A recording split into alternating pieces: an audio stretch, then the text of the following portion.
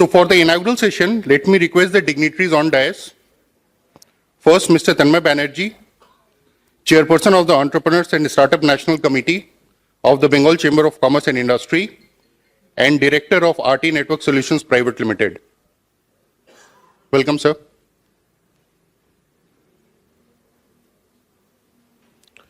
Next, I would like to invite Mr. Vinod Kumar Homagai. He is the co-chairperson of the Entrepreneurs and National Startup Committee of the Bengal Chamber of Commerce and Industry, and he is the co-founder and CEO of Wow Momo Foods Private Limited. Next, I would like to invite our guest of honor, Mr. Abhijit Datta. He is the director of the Committee on South Asia, Middle East and Africa, Board of Trade of Thailand, and he is also the head of international business and managing director of SCG International. Welcome, sir.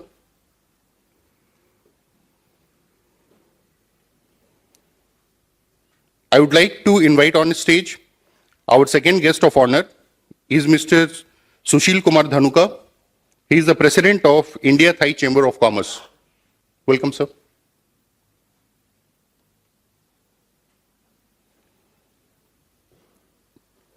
I would like to invite our next guest of honor, Mr. Songfong Folsni, the Federation of Thai Industries and Board of Directors and Vice Chairman of Thailand, South Africa Business Council.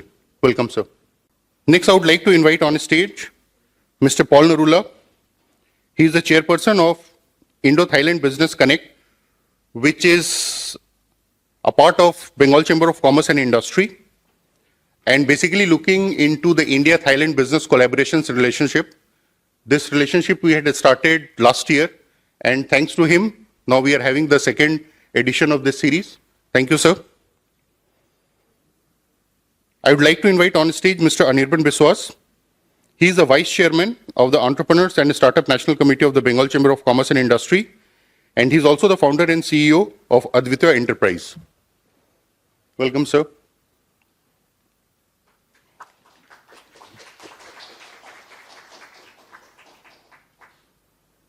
Request dignitaries to be seated. I would request Mr. Tanmay Banerjee to kindly give his welcome address.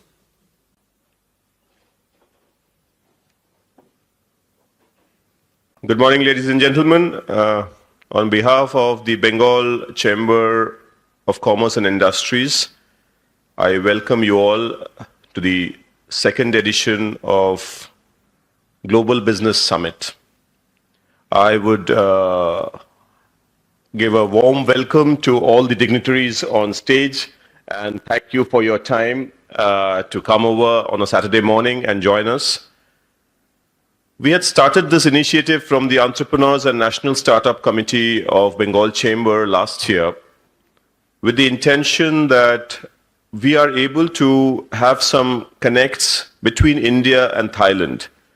Because Bangkok being so near to Calcutta, it takes only 2.5 to 3 hours for us to travel from Calcutta to Bangkok. So it makes a lot of sense for business owners and entrepreneurs from India to evaluate collaborations and business connects with people here in the Southeast Asia, and Thailand being one of the closest countries and a developing economy. I think people sitting in this room from various sectors, I know people have come from the real estate, people have come from IT, people have come from FMCG, from retail, and I'm sure like-minded people from Thailand have also come. So I would request all of you over the course of the day, please interact with each other. Please try to speak to people, those whom you feel relevant, and please discuss business ideas and please discuss collaborations, because going forward, I think in today's world, one particular company cannot do everything. To grow in your business, it is very important that you have your own collaborations at the right place. Collaboratively, we all can grow. So I would request all of you, have an engaging day. Please go up to people, those whom you would like to talk, because I think a lot of people are going to come and introduce themselves, their businesses out here. Once you know what that person does, and if you feel that that makes sense with your business and it can have a good linkage, then you should talk to him and try to evaluate how we can grow together. The very essence of this entire event is to make these global connects, and we expect that at the end of the day, we have some collaborations going on, and going forward, we have some businesses running. Last year, we did the same event, and I'm happy to say that over the last 1 year, I know at least 5 companies who have collaborated with each other, and they are doing good business now. So, that is the whole intention. So have a great day, ladies and gentlemen, and please feel free to come up to anybody and talk to them. Thank you so much. Thank you so much, sir. I would request Mr. Vinod Kumar Humagai to kindly set the theme of the conference.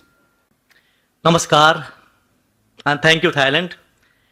Distinguished guests, esteemed entrepreneurs, visionary leaders, and friends, it's my privilege and honor to welcome you all to the second edition of the Global Business Connect Summit today. Today, as we gather at this vibrant and dynamic hub of Bangkok, we embark on a journey that reflects our theme, Connect, Promote, and Recognition. In this ever-evolving global economy, the synergy between connectivity, promotion, and recognition defines the trajectory of success of business. This summit is not just a platform, it's a celebration of ideas, an incubator for innovation, and a catalyst for building impactful collaboration across borders. As entrepreneurs and leaders, we have unique power to drive progress, foster inclusivity, and create a sustainable future. This summit is a testament to our collective strength and our shared belief in the transformative power of entrepreneurship. Before I conclude, let me extend my heartfelt gratitude to all our partners, sponsors, and organizers who have made this event possible. Your commitment and support are invaluable. Thank you. To all the attendees, I urge you to embrace this opportunity to exchange ideas, share your journey, and build your lasting connections. Let this summit not only be a milestone in your professional endeavor, but also a stepping stone towards more inclusive, innovative, and interconnected global business ecosystem. Thank you, and I wish you all engaging, insightful, and impactful summit. Together, let us connect, promote, and recognize the endless possibilities of global entrepreneurship. Namaskar. Thank you. Thank you so much, Mr. Humagai. Now we would like to request our guest of honor, Mr. Abhijit Datta, to kindly deliver his speech.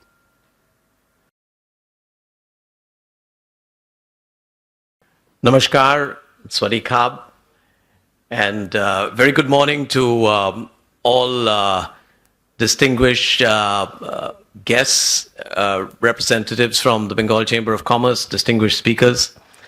This is the second time in the last few months that I've had the honor and the privilege to attend a similar summit organized by the Bengal Chamber of Commerce, and that's a testament to the focus and attention that is being paid to increasing connectivity between our two countries, Thailand and India, and that's something which is very, very, very important. And for me personally, it's a passion. I have been here in Thailand for the last 30 years, and it's one of my passions to try and play whatever role I can in trying to promote connectivity between our two countries. So today I'll be speaking about two topics. The first one is I'm here as a representative of the Thailand Chamber of Commerce. My own responsibility is in the Thai Chamber of Commerce, there are committees for different regions. And my responsibility as one of the directors of the Committee for South Asia, Middle East, and Africa.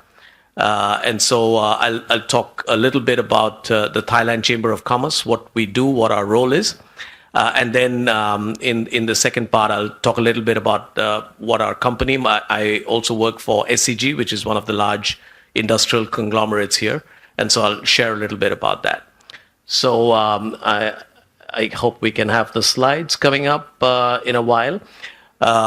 the Thailand Chamber of Commerce and Board of Trade, our main role is that we connect the dots. And what we actually do is that we connect between the Thai government, private companies, the private sector, as well as the Thai people. And the intention is to help increase the competitiveness, sustainability, and we do that by networking and by exchanging information and knowledge and so on. So if you look at our vision, then our vision is that we want to be the core institute, which will contribute towards increasing competitiveness, sustainability, and connectivity.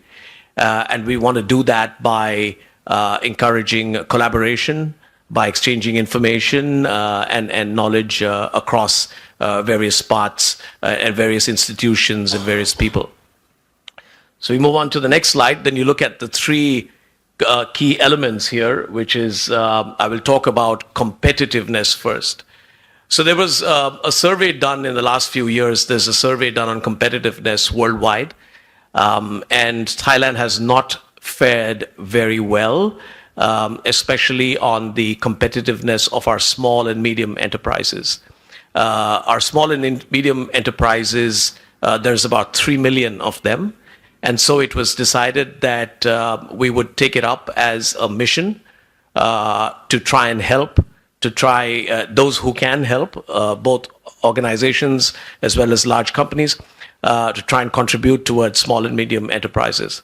And so there's a very interesting collaboration going on right now between the Thai Chamber of Commerce, the Federation of Thai Industries, the Thai Banking Association, and the Thai Management Association, which together are trying to utilize all the resources, including large companies, who could try and help to bring up the efficiency of our small and medium enterprises. This is a very big mission for all of us. I was personally involved in in sponsoring one of the small and medium companies.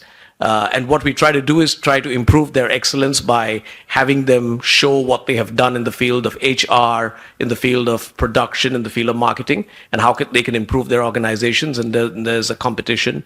And recently, awards were given out to companies that benefited. So these are some of the initiatives that the Thai Chamber of Commerce is trying to drive.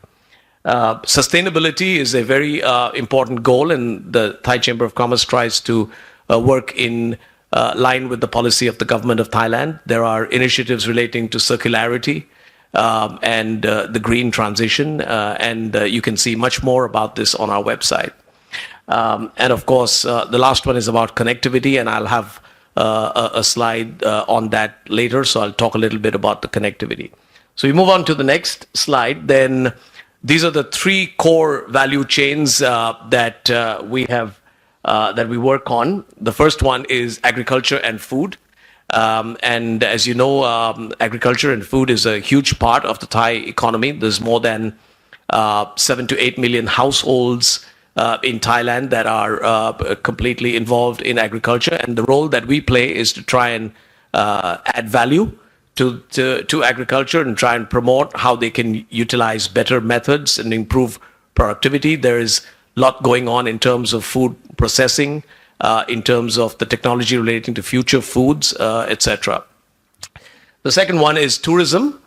And Thailand, of course, I don't need to tell you. Most of you have been here many times, hopefully sometimes on private leisure trips as well, in addition to your business trips.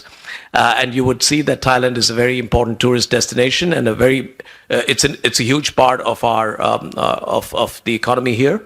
What the Thai Chamber of Commerce is trying to do is to try and promote new initiatives. If you go on our website, you will see that we have something called the Happy Model, where we are looking at 4 key elements: eat well, live well, fit well, and give well. So we try to promote this in the regions, in the provinces, where we can try and help build the infrastructure so that our companies and businesses that are involved in the tourism sector have some support in terms of coordination, and so that we can really strengthen our tourism sector. And then last of all is the trade and investment, where we continue to promote host, facilitate, and promote events across the world, which involves Thai business people. So recently there was a trip to the UAE. Prior to that, we had the Thailand Mega Fair in Saudi Arabia. And then we have for example, the Thai food exhibition, which we call Thai Fex Anuga here, where we try to have players from all around the world. So these are some of the initiatives that we try to do in order to promote trade and investment across the world. So we move on to the next slide. Yeah, this is what I was going to talk about in terms of connectivity. So this gives you an idea of the scale at which we work. So we have 160,000 members, about 12,000 in Bangkok, and the rest in many in the provinces. But also we have lots of members from the foreign chambers of commerce, and also the UTCC. This is something very interesting. It's one of the only chambers of commerce, I believe, that has its own university. So we have a university, UTCC, and it's a full-fledged university where it's a 24-hour university where lots of facilities are provided, including digital and so on. And I think what's important is that it is a huge potential for country-to-country networking, especially among students and universities. And I would really encourage those of you who are interested and who still don't know about the UTCC to try and use this platform to drive more connection. If we move on to the next slide, these are the last two slides that I will talk about on the Thailand Chamber of Commerce. This is one institute called the Thailand India Business Council, and I have personally been involved with this institute as well.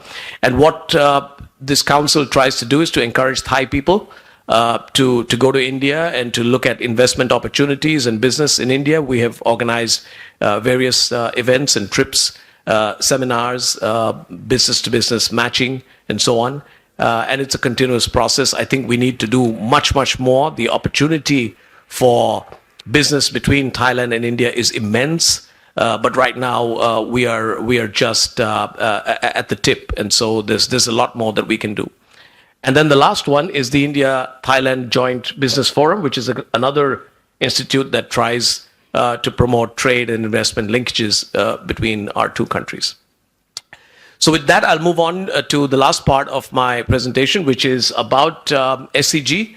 SCG is a 113 years old company. We were formed mainly to produce cement more than 100 years ago. At that time, Thailand was not independent in terms of cement manufacturing.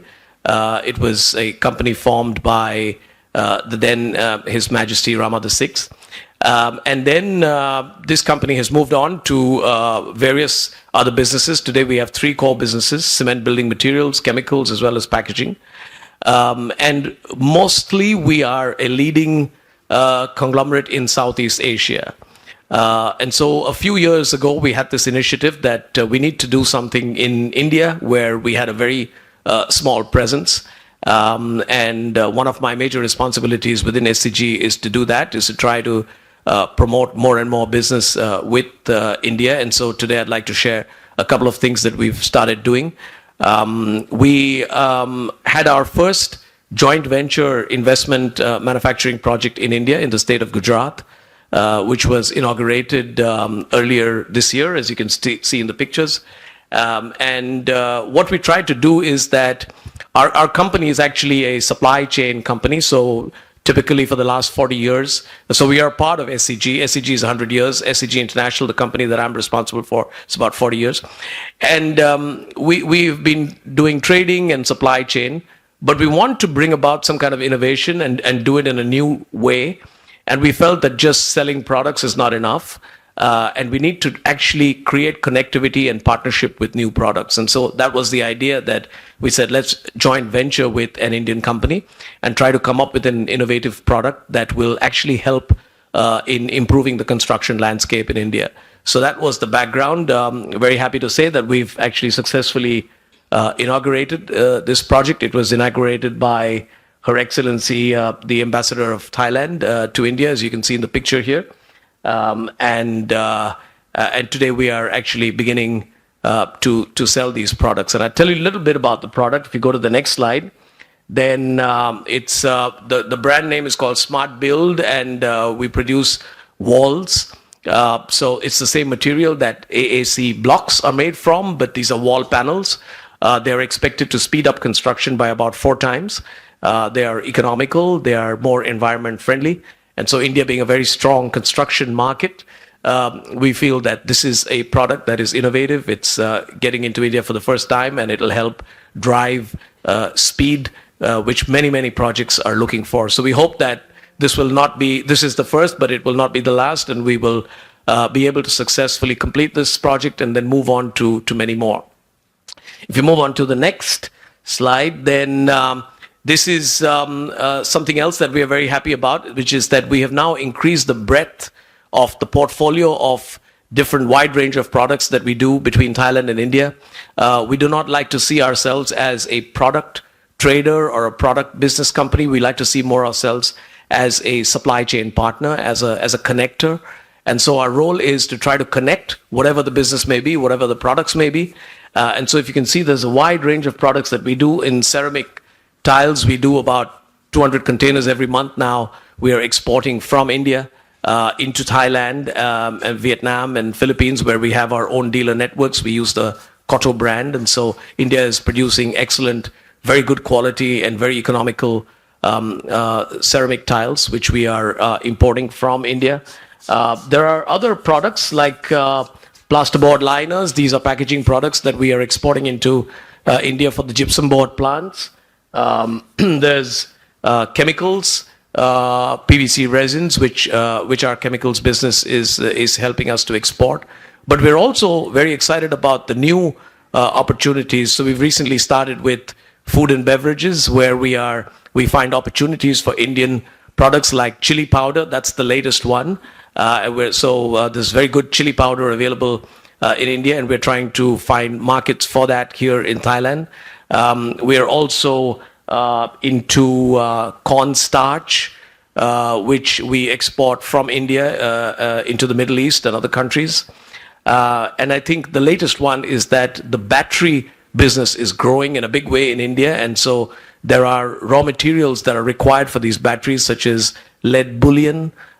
We find good sources here in Thailand. So we're exporting lead bullion from Thailand into India for the battery operations. There's antimony, and there are aluminium, copper, other products. And so the breadth of and range of the products that we are now beginning to deal with between Thailand and India is very encouraging. And we hope that by doing this, we will get more connectivity between our two countries. And that moves me to the last slide that I have. This is not about India, but it's about supply chain. I just wanted to share this because it's probably an idea that we feel excited about, and we feel that we would like to promote it. So it's with Bangladesh. And Bangladesh, as you can see on the slide, is a country where we have been expanding our sales. We've increased our sales 5x. It's over the last 5 years. We do a lot of cement business with Bangladesh. But what we realized that it's not going to be very easy to continue to grow at this rate unless we do something new. And we said that knowledge is a big part of supply chain. And so one of our major customers, in Bangladesh, they wanted to enter into the ready-mix business. And they said, you have sold enough products. Why don't you now start sharing knowledge? And so we entered into an agreement with them whereby we would share knowledge of how we do ready-mix. We have a very big ready-mix business here in Thailand. In fact, the largest market share here. And so we said we will share that knowledge and help them achieve cost savings. So they can achieve today about 25% cost savings on the material cost of their ready-mix products in Bangladesh. And so this is a new way by which we try to increase our supply chain partnerships, which is by focusing on the knowledge element rather than the products. So that's what I wanted to share with you today, and I look forward to networking and getting to know all of you, and I continue to be very passionate about driving more and more connectivity between Thailand and India. Thank you very much, and namaskar. Thank you so much, sir. Now we'd request our guest of honor, Mr. Dhanuka, to kindly deliver his speech. Sawadee Kap. Good morning. Ladies and gentlemen, distinguished guests, esteemed organizers, and our fellow business leaders. On behalf of the India-Thai Chamber of Commerce, I welcome you all to the country, land of smile, that is our Thailand. I am truly delighted and honored to be among such a distinguished group of professionals, leaders from across the world to prestigious global business summit. This is second summit edition. It is an absolute privilege to stand before you today and talk about the growing importance of business relations between Thailand and India. A partnership that continues to flourish and hold immense potential for both the nations. For centuries, India and Thailand have enjoyed strong cultural, historical, and economic ties.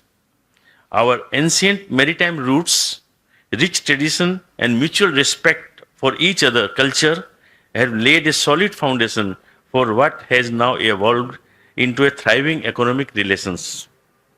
The bond between our countries has deepened over time, and in recent years, the bilateral trade investment and people-to-people exchange have expanded significantly. The India-Thai relationship is not just a trade. It is about our shared values, our collaborative development, and a shared vision of prosperous future. As member of the broader Asian community, both India and Thailand have contributed to the growth and stability of our region and continue to collaborate on various global platforms from the United Nations to ASEAN. Today, the relationship between India and Thailand has reached new heights. In 2023, our bilateral trade touched impressive figure, and it is forecasted to continue growing at a steady pace because of the Government of India policy to look east and act east, and our Thailand policy to look west. So both are matching together to grow the business. As of now, India is Thailand's 7th largest trading partner, and Thailand is the India's 12th largest. In recent years, our economic exchange have expanded beyond tradition sectors such as agriculture, textile, manufacturing, and include high-value sectors like information technology, pharmaceuticals, tourism, and infrastructure.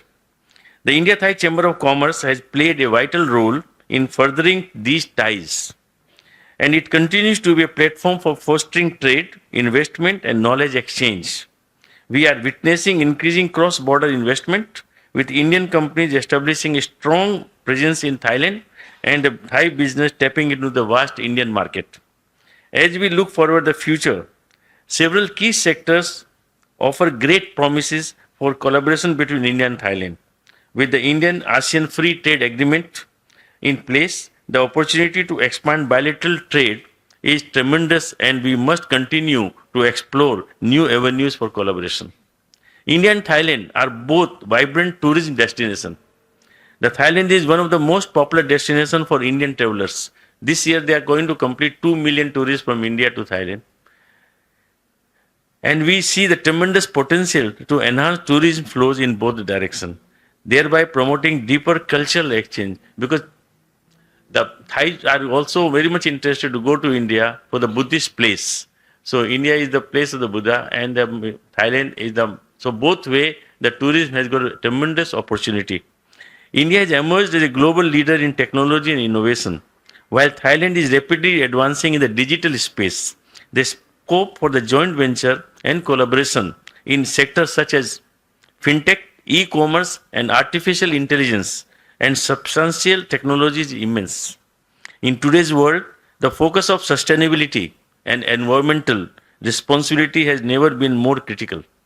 India and Thailand, with their shared commitment to environmental protection, can collaborate on green initiative, renewable energy, and sustainable agriculture, working together to create a cleaner and green future for this region. Today, as we gather to Global Business Connect Summit, I encourage each of you to look at the potential that lies in partnership between our two nations.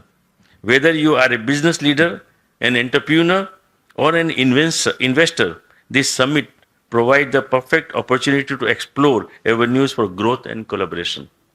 I believe that with the high vision and collaboration, we can elevate the India-Thai partnership to even greater heights.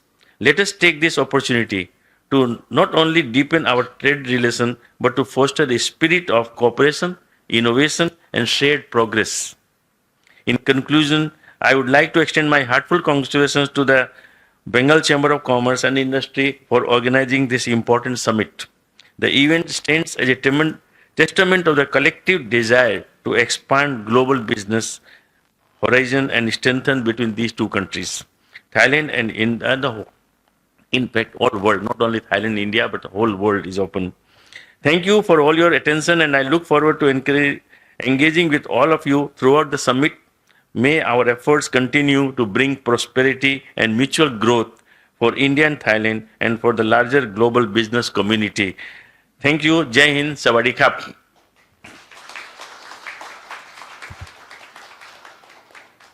Thank you, sir, for sharing your insights backed with so much statistics. Thank you again. Next, we invite our guest of honor, Mr. Folsene, to kindly deliver his address. Yes, good morning, ladies and gentlemen, and distinguished guests. Actually, my name is Songpon Ponsen, and I'm from the Federation of Thai Industry.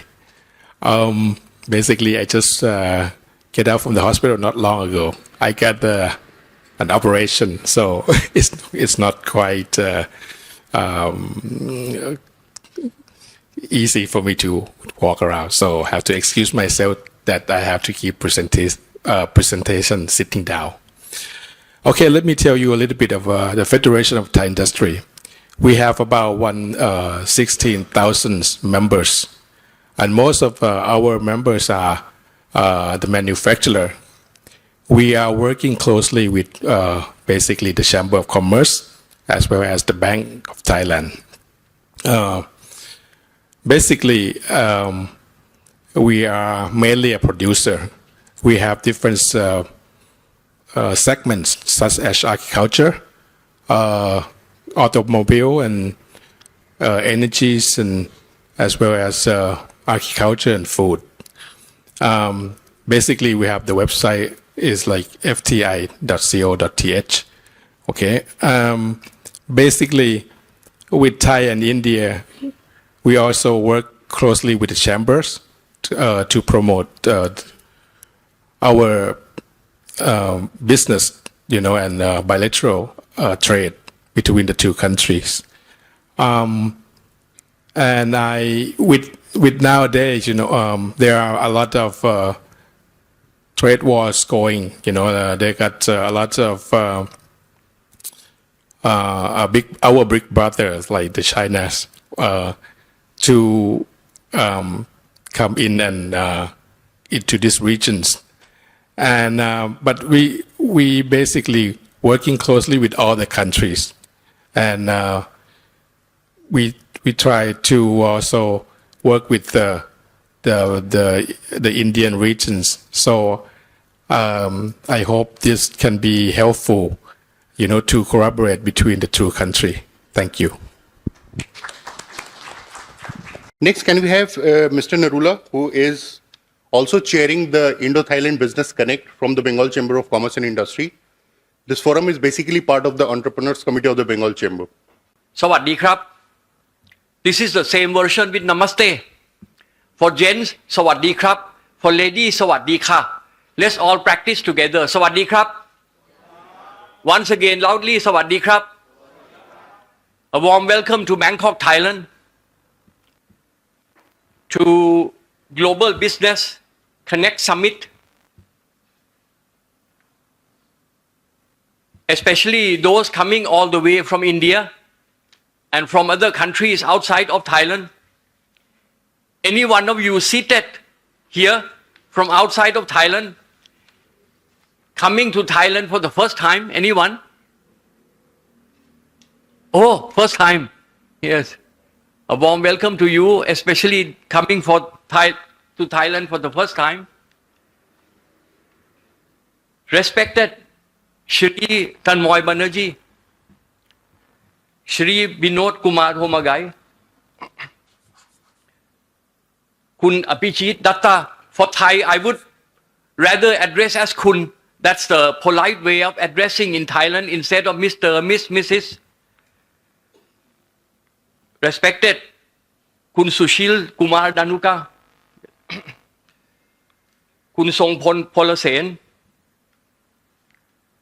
Shri Aniban Biswas, my dear friends, brothers, sisters from India and Thailand,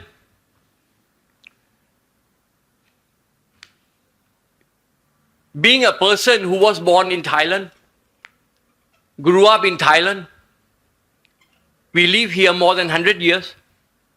I'm the third generation. I like to start my talk by giving a brief introduction of Thailand.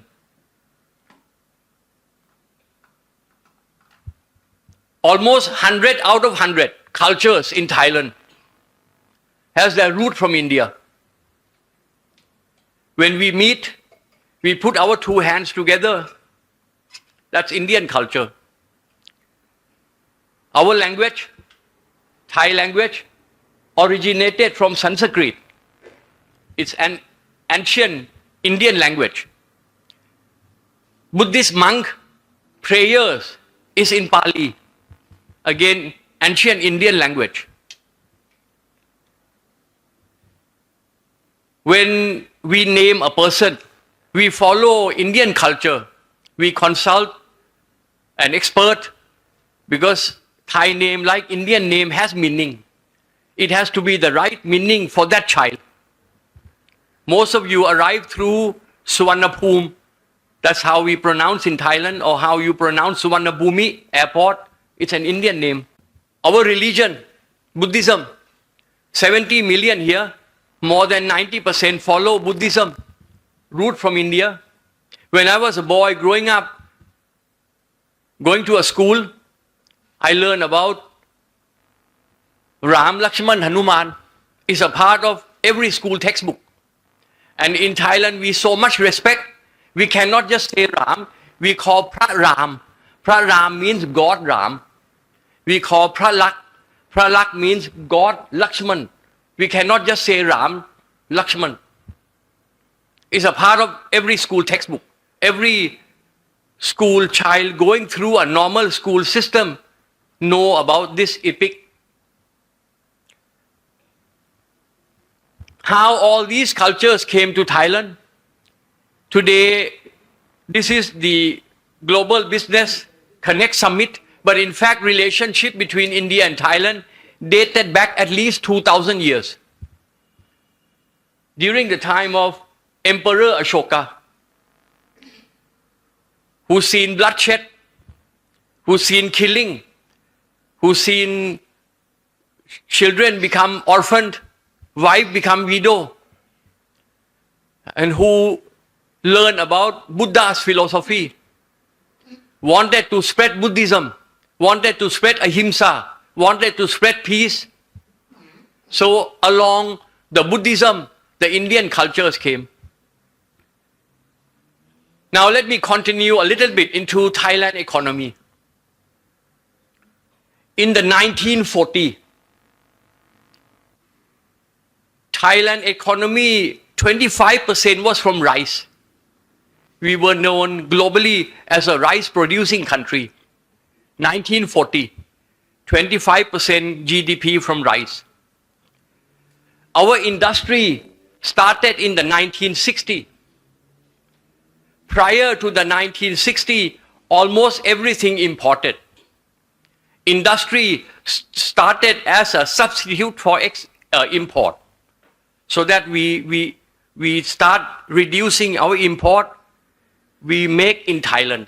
Now, most of you visiting Thailand, the way you look at Thailand as a tourism-dependent country. No doubt, yes, we are. But in fact, in reality, tourism GDP is much smaller than industry and export GDP. By look, you feel tourism should be our biggest GDP. But in fact, industry and export represent 60% of our GDP, while tourism is less than 20%. I'll give you a figure.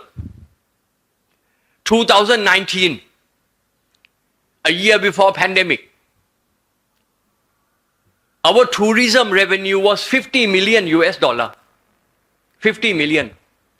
Our export revenue was 270 million US dollar, 5 times more. So our export is 60% of our GDP, tourism only 20%. What are our exports today? We are no longer agricultural dependent that we used to be. Among the top exports, cars. We make about 2 million cars a year. Only 1 million domestic sales. Another 1 million export. Among the ASEAN countries, 10 member ASEAN countries, we are the number 1 exporter within ASEAN for cars. What are other top 5? IT. IT hardware. India known for IT software. We are known for IT hardware. IT components. Electrical appliances. I remember 20 years ago, every tourist, Indian from India, every Indian tourist coming to Thailand, that time when a flat screen TV was still something new, every Indian tourist coming to Thailand carry back one each flat screen TV from Thailand, made in Thailand. Gems and jewelries. Processed food, we are among the global leader. See, these are our strong exports.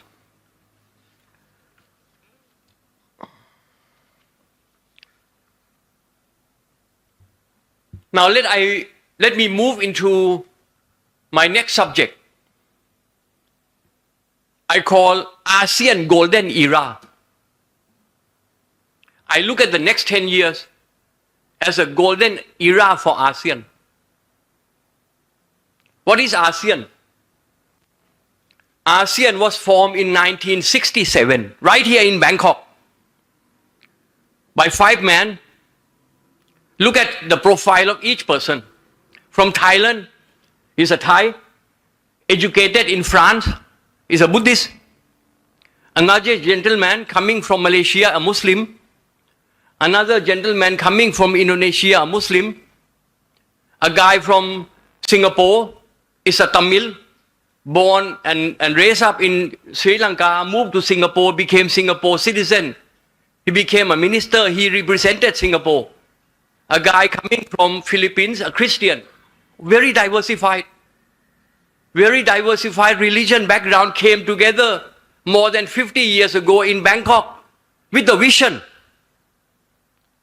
That's how ASEAN was formed. And today we are enjoying the fruit of that vision. Of course, then some years later, another 5 countries added. Myanmar, Laos, Vietnam, Cambodia, Brunei. Today we are 10 members country. Timor-Leste, newly independent country now in the waiting list to be the 11th ASEAN member.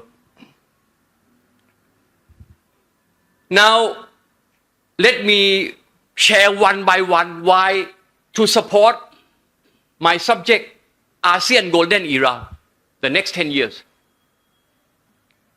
Number 1, we are moving from unipower, single power, USA, to multi-power. Very clear, China emerging. India, another power. Probably Brazil, South Africa, Indonesia. We are moving from single power to multi-power. And in Asia, it's China and India, the new power. Geographically, ASEAN is in between. ASEAN is in between India and China.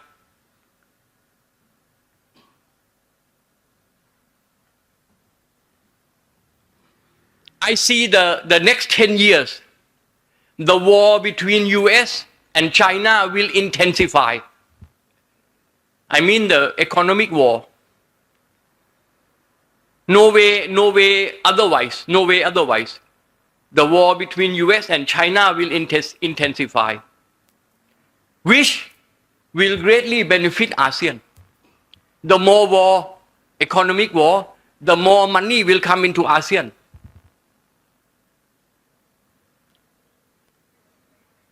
That's number one. We are in between the two new emerging power, India and China. USA want good relationship with ASEAN. India want good relationship with ASEAN.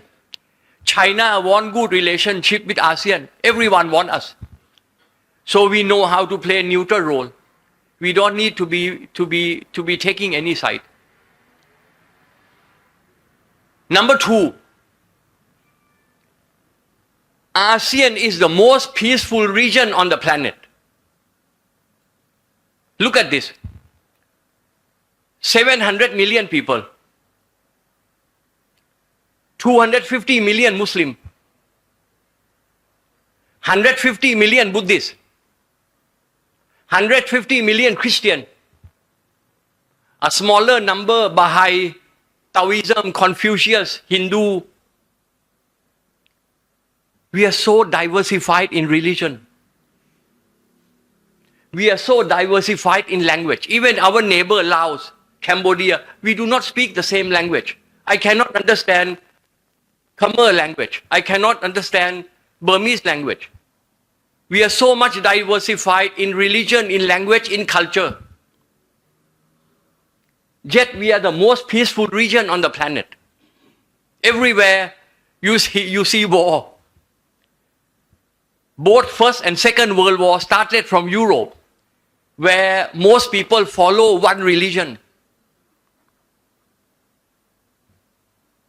You look anywhere in the world, you do not see. You look in South Africa,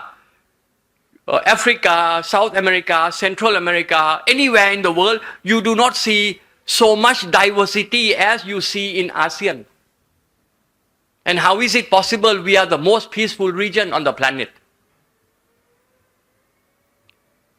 We should be given the next Nobel Peace Prize, ASEAN. Okay, number three. We are like India in one sense. We have a lot of young population. Today, US getting old. A lot more senior citizen. Europe getting old. Including China, including Japan, a lot more aging population. For the economy to grow, you need more younger population. So in this sense, we are like India. We have a lot more population between 30 to 35. Number four, ASEAN is basically a Chinese-based economy. When I say Chinese-based, I mean the industry, the business are basically Chinese-dominated. We have quite a good number of Indians, but unlike in the Middle East, where lots of Indians are, but we are much smaller number. The Chinese, they built the Silk Route hundreds and thousands years ago. The Chinese trading entrepreneurship is in their DNA. They basically dominate Southeast Asia, ASEAN business industry. So with the entrepreneurship, this is another factor. Indians are there, we are doing very well, but we are much smaller number. I cannot claim the success of ASEAN due to Indian. Is basically due to the local Chinese. When I say Chinese, I mean Chinese like me. They are second, third, fourth generation. The fifth reason, most important, why I see the next 10 years ASEAN as the golden era. We are now moving from a single country, Thailand, 70 million, into an ASEAN of 700 million. We are moving into a one country model, like Europe. Starting from next year, not long from now, starting from next year, one by one coming. One by one coming. What are coming? Free movement of goods. Free movement of goods. Free movement of people. Free movement of money. So one by one coming, starting from next year. Like Europe, you apply for single visa. You will apply for single visa, eligible for 10 ASEAN member. So overnight, a market size of 70 million will turn to 700 million. ASEAN, in the year 2000, just 24 years ago, Japan GDP was 8 times bigger than ASEAN. We 10 members combined. Japan, one country, GDP was 8 times bigger in the year 2000, 24 years ago. Today, Japan GDP is only 1.5 times bigger. Japan economy hasn't got smaller, but ASEAN economy has got much bigger. And just in few years, ASEAN economy, ASEAN GDP will be bigger than Japan. And in few years, ASEAN GDP will be the 4th biggest in the world. So it's going to be a single window. That's the way ASEAN is moving into. It's going to be a single window. And where is that window? In my opinion, I'm here in Thailand. I'm not favoring Thailand, but the way the Thailand hospitality, the way the Thailand smile, the way the Thailand service, I believe that single window to ASEAN 700 million is going to be Thailand. So golden era, next 10 years, a lot of money going to come in, a lot of investment going to come in. Now the question each one of us has to ask ourselves is going to come in whose hand? We may miss, we may be looking, but it may go into someone else's hand.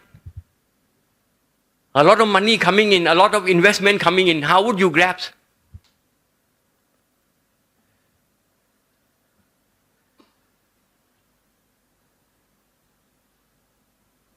We are with the cooperation, with the working together with Bengal Chamber, with Kumar Shivamji, will set up a help window, a help desk for those who wish to do business, not only with Thailand, but with ASEAN. I'll give one example.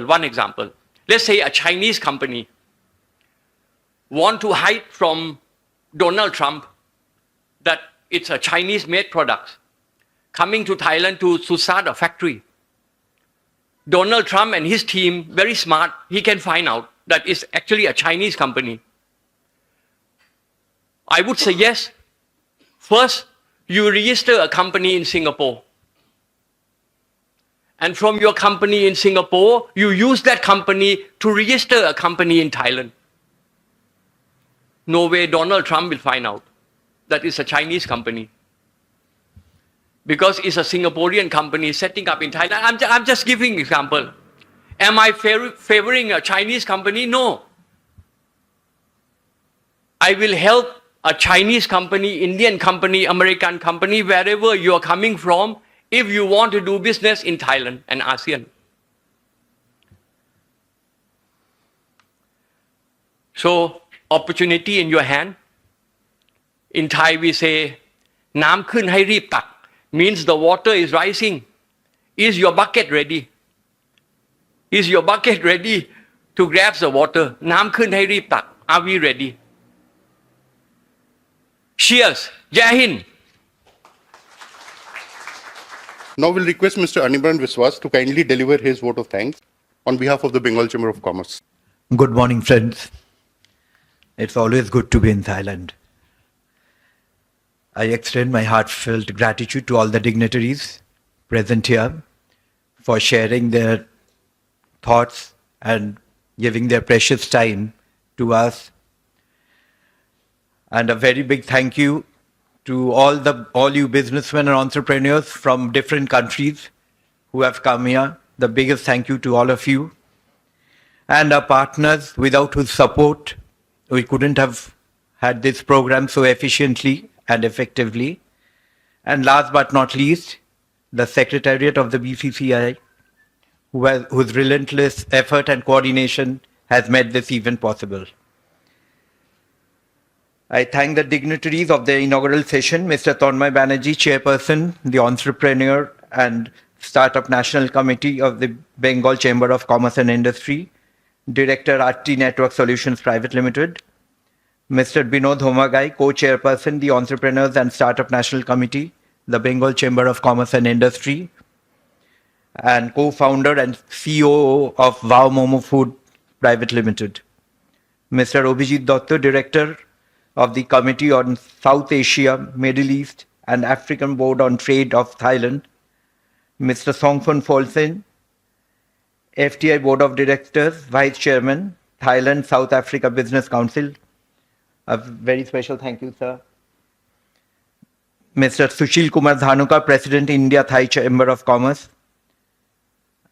And obviously Mr. Paul Narula, Ponthep Sri Narula, motivational speaker, real estate and hospitality entrepreneur, founder, CEO, mentor, Syncet Group, Remax Synergy, Paul Narula Academy, Omnitar, Syncet Rules.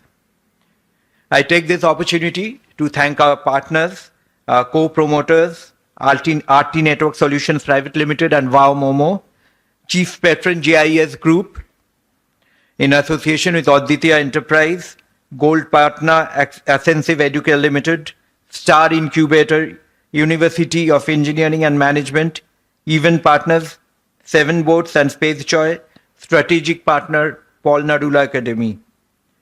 And again, last but not the least, the Secretariat of the BCCI, Mr. Kumar Shivam, Ms. Ayami Kumar, and Devjit Ghosh.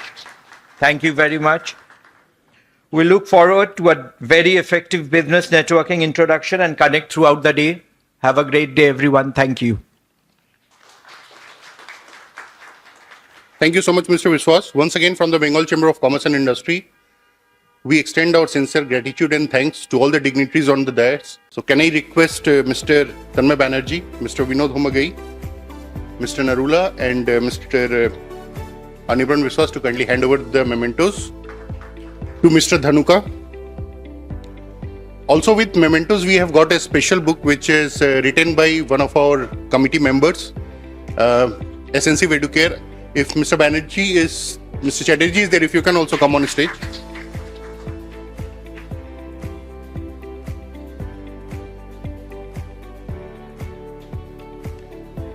He is the author of the book, so if you can also be in the photographs, please.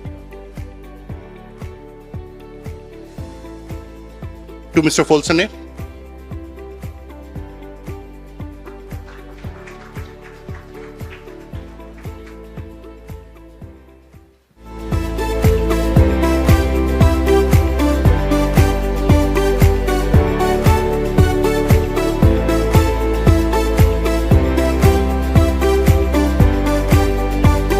So first we'll start with the introduction session with Mr. Samrat Ghosh.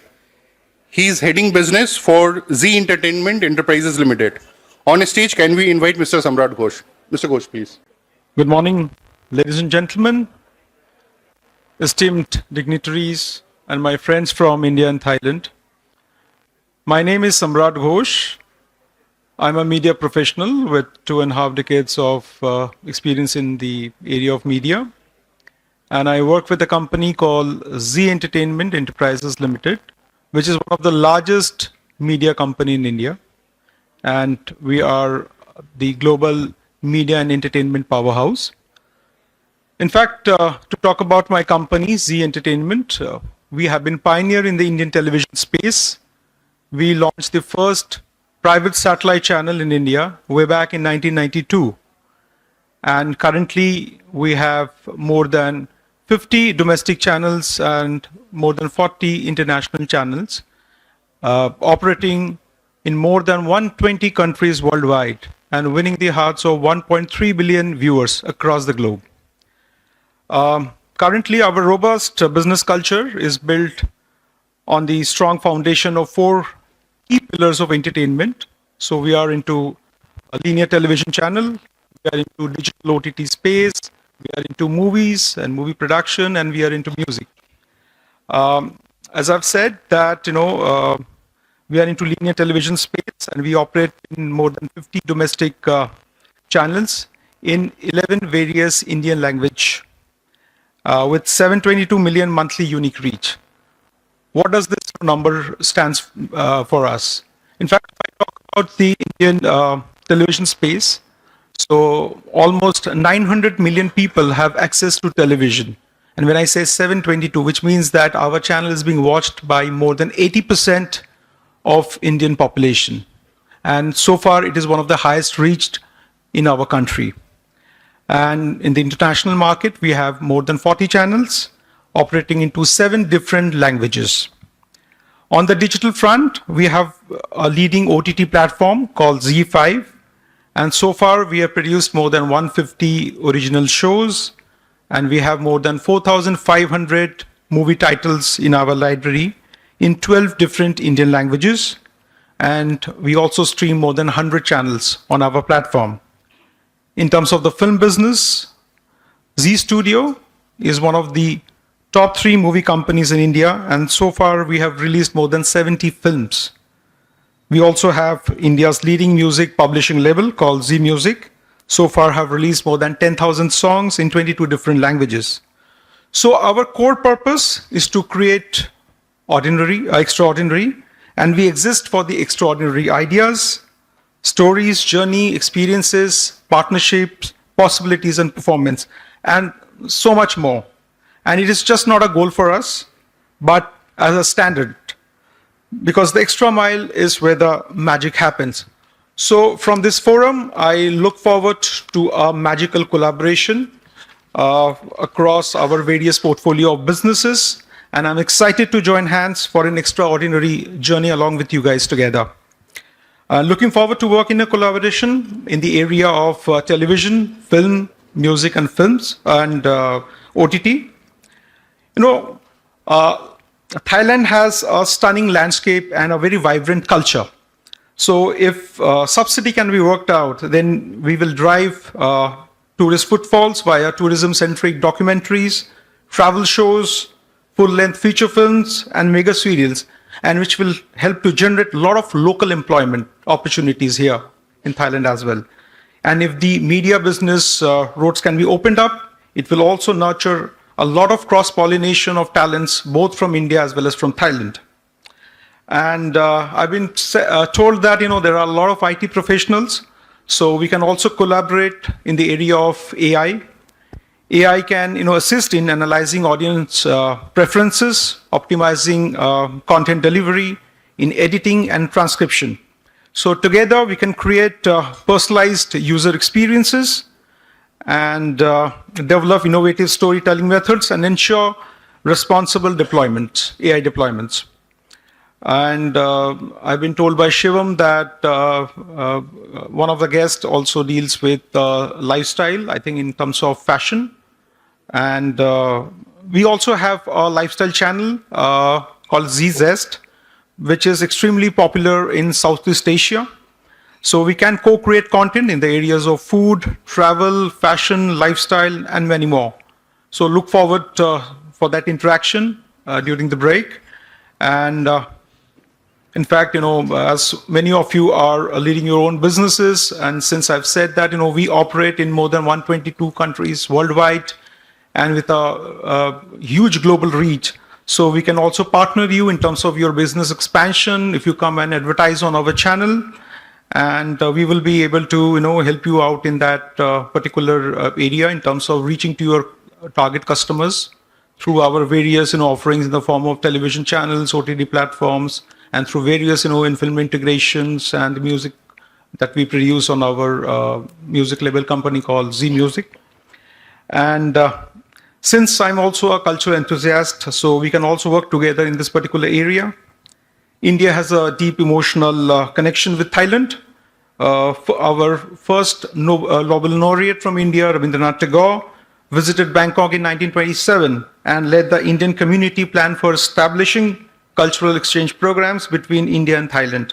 So we still have some commonalities in terms of our cultural events like Holi and Songkran, Kartik Purnima, Dipavali, and Loy Krathong, if I pronounce it right, and Onam and longboat racing in Thailand. So this cultural link can be celebrated as a kind of carnival and can be promoted via the kind of offerings that we have on our platform, both in terms of the on-ground as well as on-air deliverables.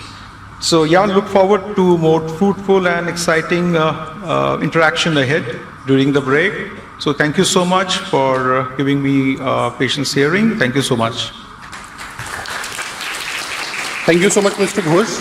Next, we would like to invite on stage Mr. Pulak Chamaria, Director of Infinity Infotech Parks Limited, to kindly share his introduction and also his expectation, what kind of collaborations he is looking forward to. Tanmayda, Narulaji, Vinod, and all of you present here, thank you very much for having us and making this event possible. Infinity has primarily been in the real estate business as a core business. We have already delivered approximately 10 million square feet of IT space, hosting approximately 600 Fortune 500 companies in approximately 10 million square feet of space in Bengal. Apart from IT parks, we've developed approximately 17 million square feet of residential, logistics parks, villas, alternative housing, and now senior living facility across 4 states in India and Dubai. The other vertical that Infinity concentrates on is education. We have a 600-year-old British school called Durham, which is based out of Kenya, Qatar, and Dubai. We look to collaborate with all of you in the real estate space, senior living facility space, spiritual tourism. We are coming up with a large development in Vrindavan, which is known as the epicenter of, as Narulaji was saying, Lord Ram or Lord Krishna, where we want to encourage senior living and medical and spiritual tourism.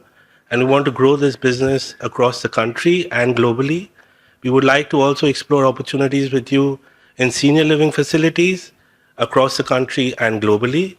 We would also like to explore the education opportunities for a 600-year-old British school to come to a country like Thailand or Indonesia or anywhere in ASEAN. We would love to collaborate on that too. I'm available for any questions or answers, and I thank Bengal Chamber again and Tanmayda especially for dragging me into this and inviting me and having me here. Thank you. Thank you so much, sir.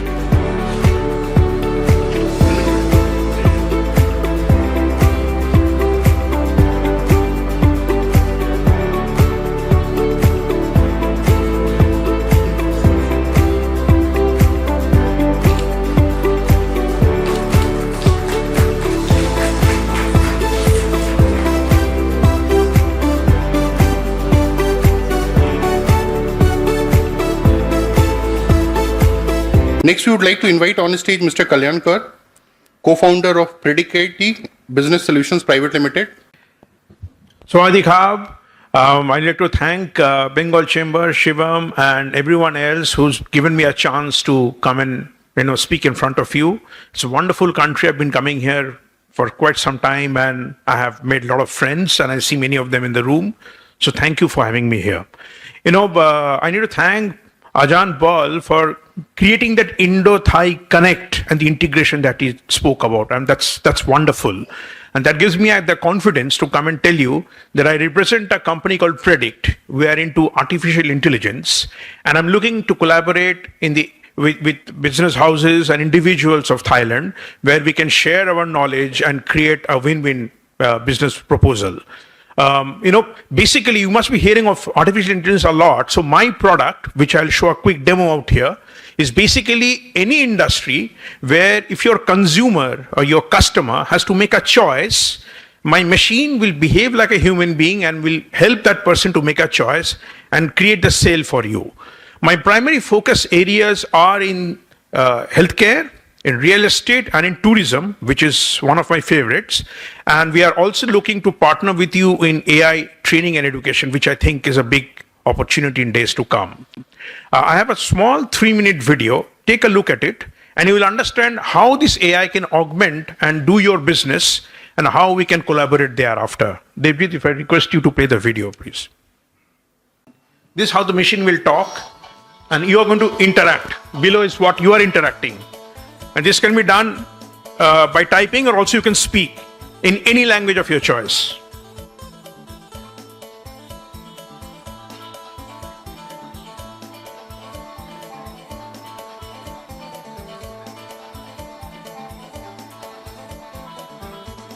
While it might look like ChatGPT, it is actually not so, because it curates your travel plan and gives you options to book also.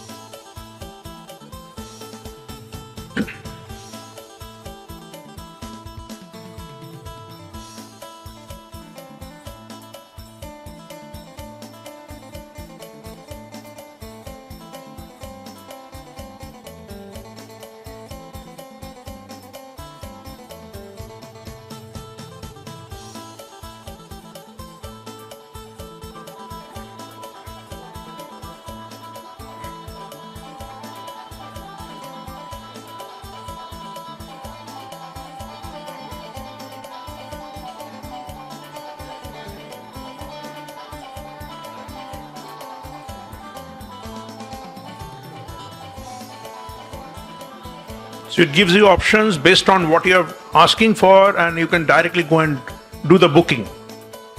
All done by the machine. And in the process, the machine is learning your choices, and that will be stored forever. So next time when you visit, the machine knows your preferences.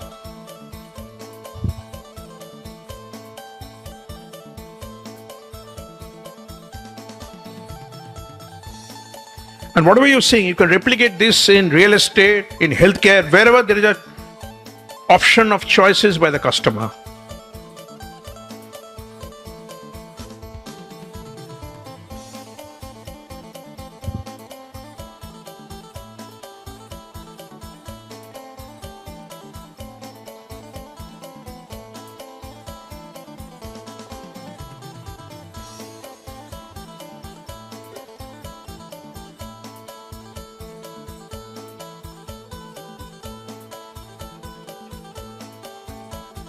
So it has learned from you whether you have a budget, it has understood the time you want to go, and is planning accordingly.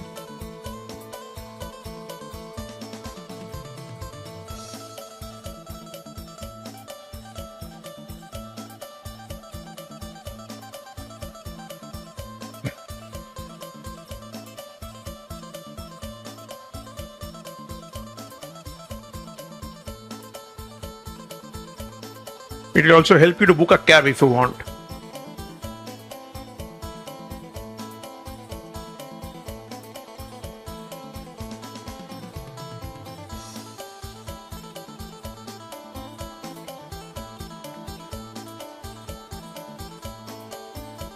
And this you can do in any language, by the way. I'm typing in English, but you can do it in any language, and you can speak. The machine will respond. That's it. Thank you so much. Thank you, everyone. Basically, that demo shows how the machine can interact with your potential customer and help him to make a choice between the real estate products that he wants to buy, the healthcare options that he has, or the travel that he wants to do in Thailand. And I have the demo with me, and whenever you have time, please connect with me. I'm available for the whole day, and I want to, look for potential partners and try and do something together here. Thank you so much. Thank you.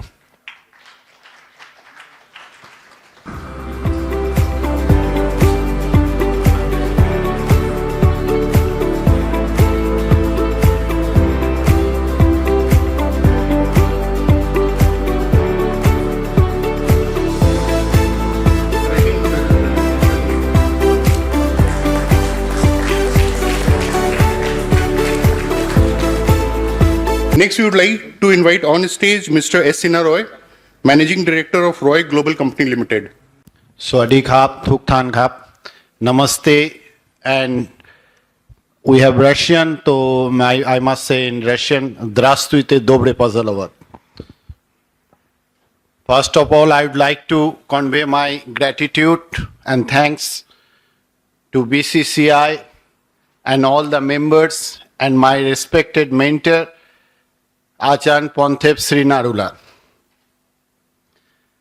I would like to say Achan Ponthep has mentioned many things about Thailand and India connection, and most of us know that we are culturally related.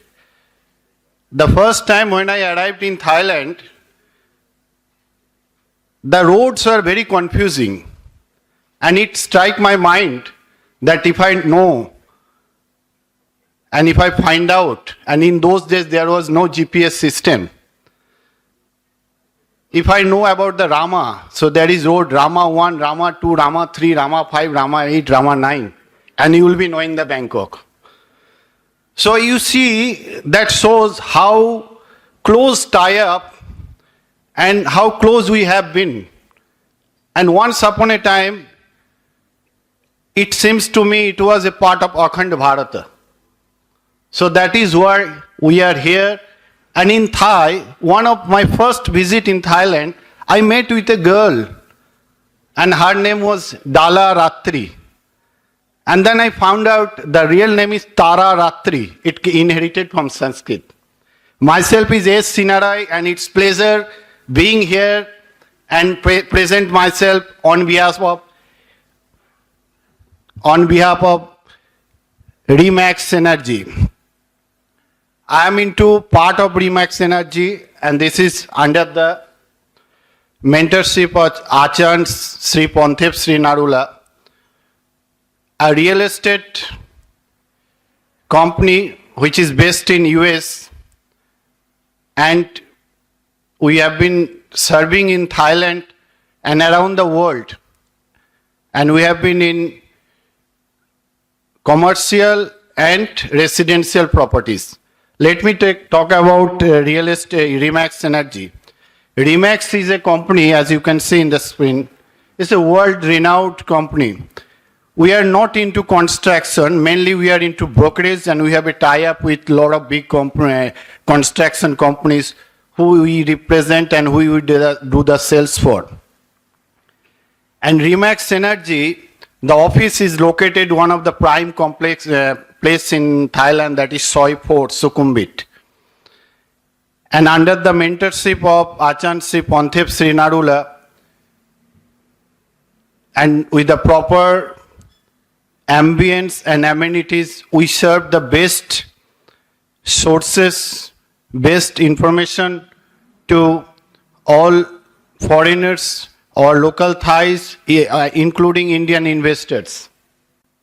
As you can see, we are all over the world, and 140 agents, and we spread in 110 countries and territories. Next, please. And that's our Remax Energy office based in Soi Fort, Sukhumvit Soi Fort. Next, please. And here is our team. We have got few team members here.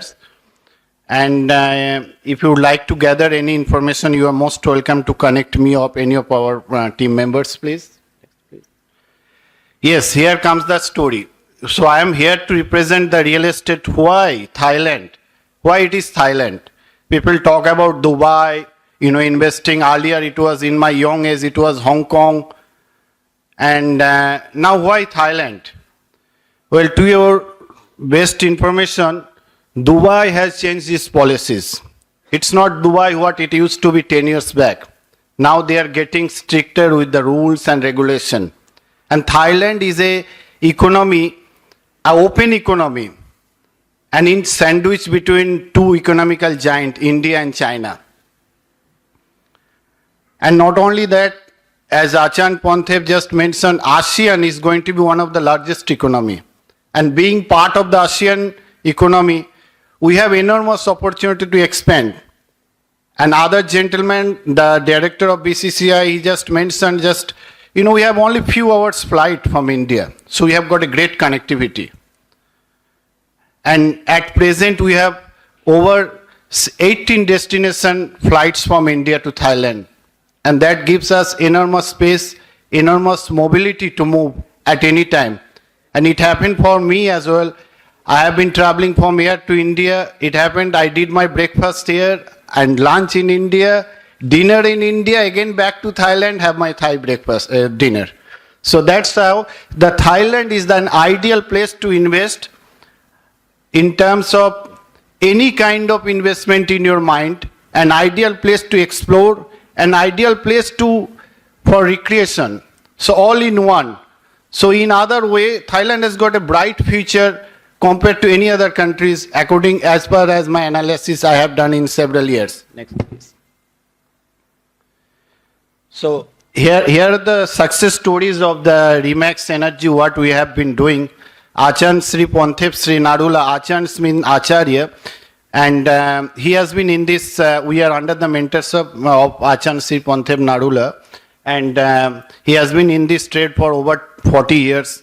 And he built up several buildings in Sukhumvit and Soipur. The building was built up by himself. And here are all these segments are there. In Thailand, my previous speaker, they all have been telling that, we have been tourism and all these things are there. So tourism, medical hub, next generation automatic, intelligent electronics, AI is coming. And one thing I must like to add on top of this, you see, I have been traveling around the world so many years. But one thing no one can beat Thailand, that is hospitality. In hospitality, we are number one. We will be number one. We've been number one. So that's one of the thing, because at the end of the day, after your work, you need to feel relaxed mind, peace in mind. In India, like in Delhi, it became like a gas chamber. So in Thailand, in Bangkok, it's just like an urban village. You are tired from your work and you just go to a spa, massage, and you feel yourself as a new man. And being a businessman and entrepreneur, our mind is the game player. We must make our mind put in proper manner.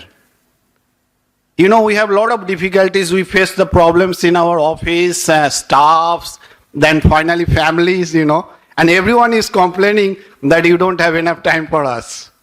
Next, please. And here are a few demonstrations of condos and houses we have been doing here. And we are a good team. And the part of good team is we are the Chinese speaker, Indian speaker, Russian speaker, Thai speaker, whatever it is, all together. Yes, now one of the major part comes.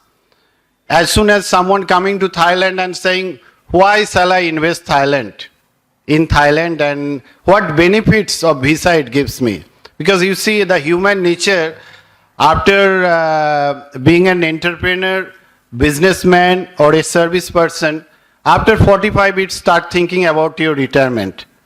That does it give me any space on visas and all that? Because once you have an investment, you don't want to think on the visas. Well, we are not as good as Dubai. Dubai has taken this initiative, long time back. But we are in age of that. We are in progress of that. As you can see, non-B business visa, retirement visa, marriage visas, and many other elite class visas. And we have now DTV visas. And there is a talk, if Thailand, being an ASEAN leader, that as soon as the one common ASEAN visa is issued, and we will be privileged with a long-term visa. So there is a high chance that when you invest, that visa's connectivity will be along with. Next, please. So apart from that, Remax Energy, we are in a part now. We are not talking about houses, condos, villas, and all that. Now we are talking about the smart houses. Recently, that gentleman, as you can see from US, he's been here in our session, and we had a long discussion. And for your kind information, Smart House, that project was founded by Mr. Fred, the gentleman from US. And it was being copied by Elon Musk, but he failed in that matter, because it's not money that take you to the high, success. You need your expertise, you need your knowledge, you need your efforts, and finally what you need in your dedication and submission. So we are in talk with them, and he's planning to build up some houses in Thailand. And the good part of that, you don't have to, according to Thai law, you can't own a land. But with the smart houses, you can own the house. So you will get a book, with your names and that you own a house. And it is movable all over the Thailand. So you are in talk of that. So let us think that in few days, in few months, we will be able to do that in Thailand. Thank you very much. So that's all from me from today. And thank you for listening me attentively. Thank you.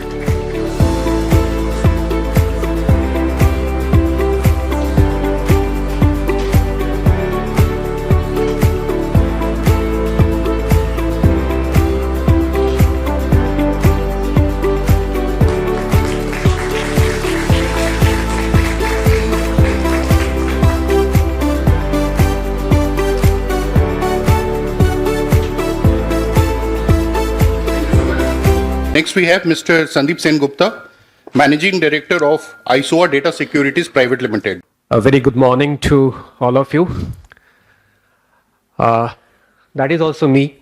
Every 3 months I change my hairstyle, so the photo may not look familiar, but we are same person. So by profession, well, I'm into cybersecurity. We are one of the oldest cybersecurity companies in India. In India, only a government-approved company can do the cybersecurity audit and all types of activities. There are almost 1 million companies who try to get this into the list, and till now only 175 companies all over India has been able to get into that elite list of government empaneled audit firm or cybersecurity firm, other than like big companies, Deloitte, PwC. So we are also in that same big league. Now in our world, we say there are two types of companies who got hacked and companies who doesn't know they got hacked. There are no third level of companies. Now I was doing some research. I was sitting in that table and I was doing some research, Thailand cyber attack. It seems that in Thailand, between March 2022 to July 2024, total damage is almost 69 billion baht, your currency. So approximately 78 million baht per day, there is a loss to the industry. This is, you can also search Google, you can search for Thailand cybersecurity and you will get the statistics. So it seems that cybersecurity is also a big problem over there. Now, are you my clients? No. Your client can be my client. So if I was talking to some of the people sitting over there, all of you are entrepreneurs. All of you have at least 100 clients. If you go and ask your clients, do you need cybersecurity? Most of the time, 9 out of 10 times, they will say, yes, I need cybersecurity. What is my request to you? Add cybersecurity to your profile or add a vertical, because this is going to be a multi-billion-dollar industry within another 2 years. And this is the time you need to be ready and starting this vertical. You can all be already a millionaire, but if you want to have another multi-millions over there, this is I'll give you one statistics. So these are my clients. You can see right from Coca-Cola to steel magnets. We have clients who are 90,000 crore business in India. Right from, we have Ramkrishna Forging who are working with Tesla. We have IIT Kharagpur. We have all the hospitals, right from FMCG to the factory automation to anything, any industry. Cybersecurity is important for everybody. Now I'll give you something. This is a nice statistics. Last year also I came over here and I spoke to some people. I wanted to know how much is the charge in Bangkok or Thailand for a cybersecurity activity. See, I have given some idea over here. There are many more. There can be hundreds of different services. I have just given some sample service. To do an application testing, people charge 200,000 baht in Thailand, where my charge is 80,000. Difference is your profit, so that you can take. Same with firewall, ISO, 500,000 baht is the local rate. What we charge back in India, we can charge only 150,000. So even if you reduce the rate for Thailand, maybe you can take 10-20% reduced rate. If you offer this service, there will be hundreds of customers who will switch to you. And even if we give a 20% less rate, and I will do it at a half price, 50% rate, and that difference is what you can gain. What is the investment? Zero. What you have to do, you have to just go and tell the client, you need cybersecurity, I have a guy, or I am doing this. This is, we teach police, entire law enforcement, intelligence bureau, back in my country, the tax, the people who go for tax raid, tax audit, we actually give them support. So this is my number. If you think it's a good value proposition, you can take a photo of this number and contact me. You have to add a +91 over there. Contact me on WhatsApp. I'm telling you, if you start now, within 1 year or 2 years, the situation will be so bad over here on cybersecurity. A lot of requirement will come up, and there we can help you. I don't want to set up my own business over here. I need a local partner who can help me, who will do the business, who will do the front facing, and I will give the full support from it. Thank you very much.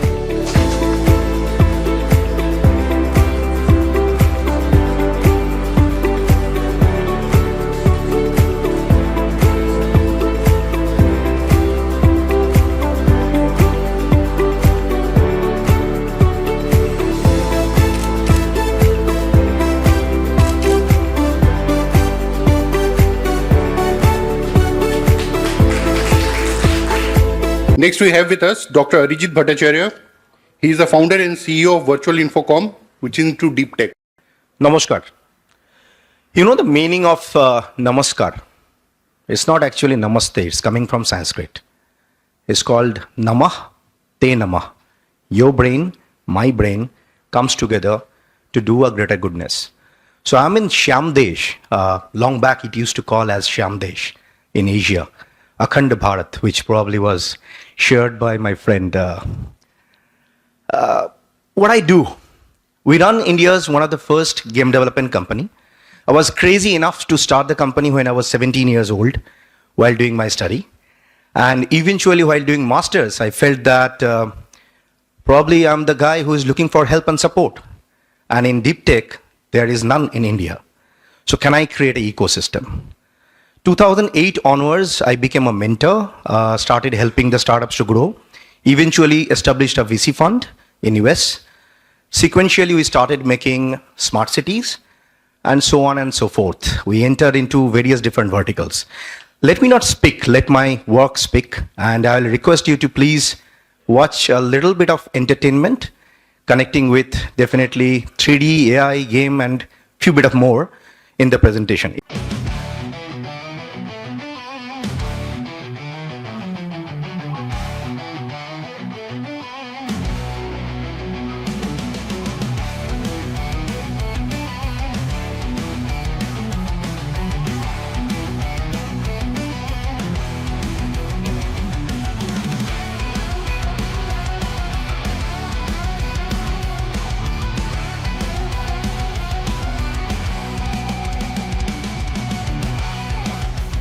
We have set up in Korea, Dubai, US, and very recently we opened up a small setup in Sydney, Australia.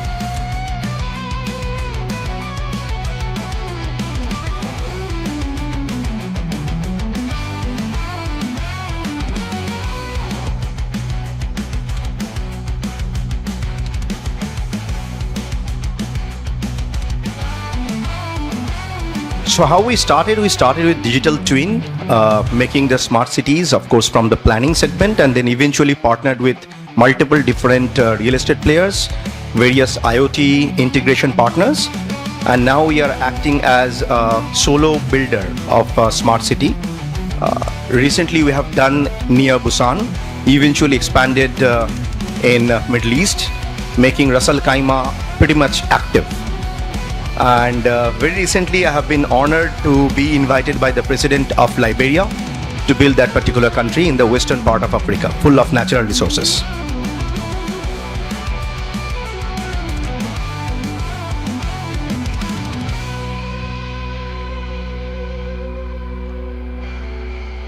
If anybody in this room is into technology, probably they would understand the kind of GPU integration that we have done in this presentation.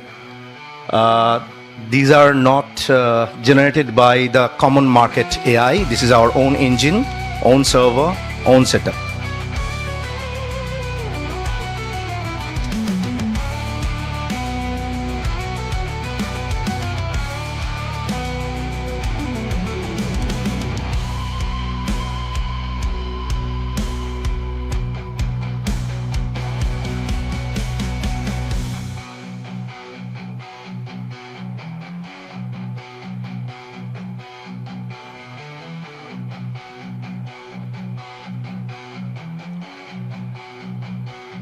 Till date, we have invested in several different industries as a fund, and of course, we partner with local banks, lawyers as an accelerator, usually help and expand companies from one part of the world to another part of the world.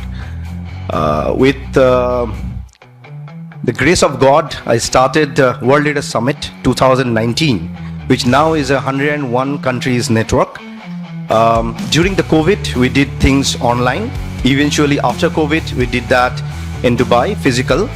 Then in Ghana, Vice President came and graced the occasion. And eventually we are growing more and more. It's a new company. That's the reason in my card it is written as a serial entrepreneur. I love creating more and more companies and creating a network of togetherness. What you're gonna see in animation and VFX, these are all done with collaboration with the movie industry. If you have seen the earlier slides, we are creator of India's one of the first superhero called Shaktiman. It used to be a TV series in my childhood days. Eventually, I had a discussion with Mr. Mukesh Khanna, who became in and as a character. So what we do in gaming or in animation and VFX, we take any actor and actress, convert them into a 3D digital character, make a game universe out of it, and of course make money and make opportunity for others to make money. That's World Leaders Summit. This is a pure curated investor roundtable where usually we put people to invest money and raise capital. This done in 2020. Eventually, we did that in Ghana as I was sharing. Sequentially, we have every month one program that happens, and that's a mentoring clinic. We call it as a leaders meetup.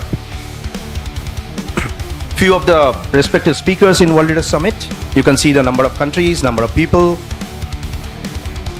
One of the summit that we did in Dubai.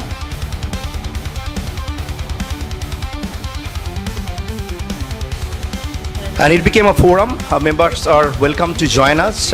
We have 25 different verticals of cells where we usually invite people by invitation. There is a process and then people become a member.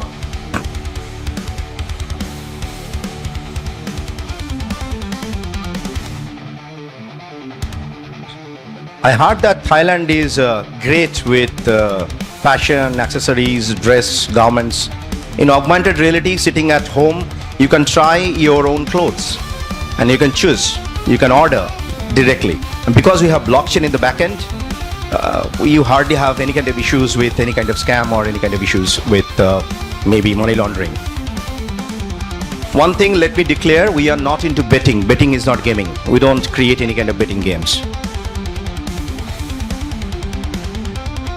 This one you're gonna see is probably the next generation of movie making. This is completely done with our GPU. These characters are not real. These are all generated from our own AI engine.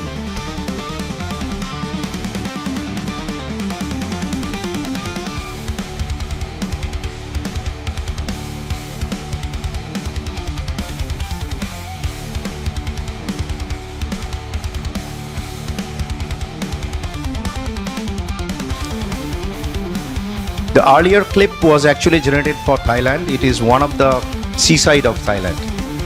Completely simulated. These things is called simulation in 3D. What we do in cybersecurity. We usually protect data. We safeguard with GDPR rule. Usually works with the ministry to create the thumb rule for a particular country to safeguard people data.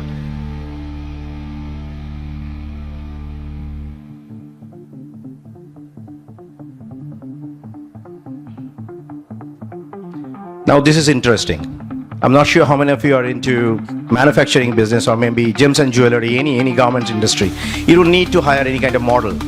You can generate anything and everything utilizing AI.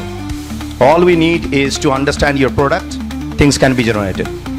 Maybe a length of 3 minutes can go up to 30 minutes, even seconds.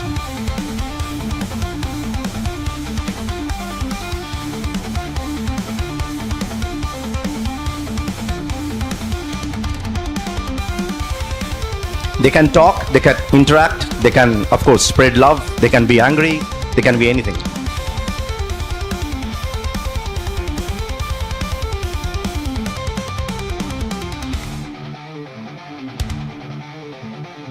Fortunately, we have got 3 invested company in Thailand, one of which recently got another round of funding of $25 million just a few days back on 27th. And that was the sole reason I was here in Thailand and of course joined Shivam in this segment.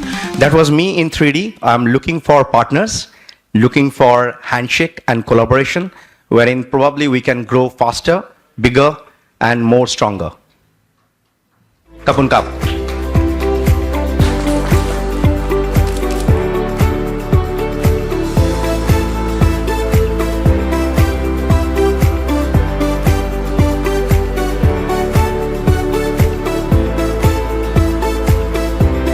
Next, we would like to invite on stage Mr. Abhijit Chatterjee, founder and chairman and managing director of SNC Educare Limited.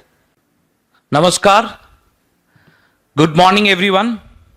Good morning to all the distinguished guests, esteemed leaders, innovators, visionaries from across the globe, from India and Thailand, of course.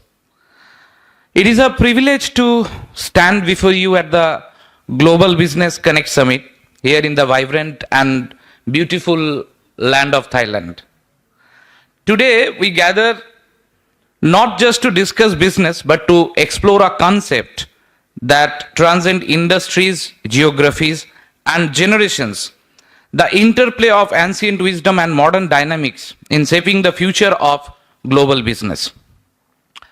I am Abhijit Chatterjee, chairman of SNC Group of Companies, where we talk about the core capital of any business, that is human capital. Its nourishment, that is nourishment of human capital, its uplifting, and the return on investing on human capital. We are the leading skill development and training organization in India, along with a human resource management organization where we provide all kind of human resource support for any industry. It may be skilled, semi-skilled or unskilled. As you have seen that, along with the memento, one of my book as an author, E equals to MCQ, was handed over to the distinguished guests. With the third C of that book, E equals to, okay, let me elaborate the concept. E equals to MCQ is a theory of relativity of entrepreneurship. To become an entrepreneur, what I believe, that you need to have 1 M and 3 C. The first M is management and the 3 C are capacity, capital and collaboration. Now we are here for the third C, that is collaboration.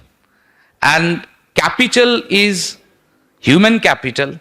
I believe that human capital and the monetary capital both are required to develop a business. And the first C, that is the capacity to build up a business, is required for any entrepreneur. So we are here for that collaboration, and my offering is collaboration for human resource in either way, from Thailand to India or other countries, and from India to Thailand. That is, we can provide skilled manpower for Thailand in any domain to develop the business, either it is real estate, hospitality, tourism, healthcare, and any other domain of business. And we can give opportunity to the skilled or trained manpower from Thailand to work any part of the globe according to their capacity and capability. In today's world, when everybody is talking about IT, we are also talking about IT with HT. That is information technology with human technology. Now, information technology, the foundation for building an efficient and innovative system, and human technology ensures this system align with human values, social goals. The synergy is very critical. You can understand, and our organization build up that HT to our trainees. When the entire world is talking about AI, we are also talking about EI, that is emotional intelligence. Along with artificial intelligence, emotional intelligence is equally valuable, because, and those two are complementary. While AI exercises the task of that required with speed, accuracy, and scalability, EI is indispensable for fostering connections, social ethical decision making, and understanding human complexities. The synergy of both can create a balanced approach to the technological and social advancement that I believe. So we are the curator for EI. And ladies and gentlemen, the power of collaboration is such a huge power, where you can, if you collaborate, you can build up a business empire at the shortest possible time limit with different skill set coming together at the same platform. And that is the core of success of today's summit over here, organized by the Bengal Chamber of Commerce. My special gratitude for the Chamber of Commerce Secretariat members and the sponsors who have made it possible to organize this conclave over here.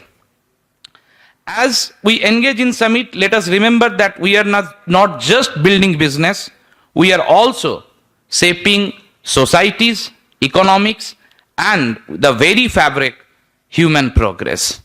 Jadrishi Vavnar Jasya Siddhir Bhavati Tadrishi. The way you think, the success will come in that way. A famous ancient Sanskrit sloka in Upanishad.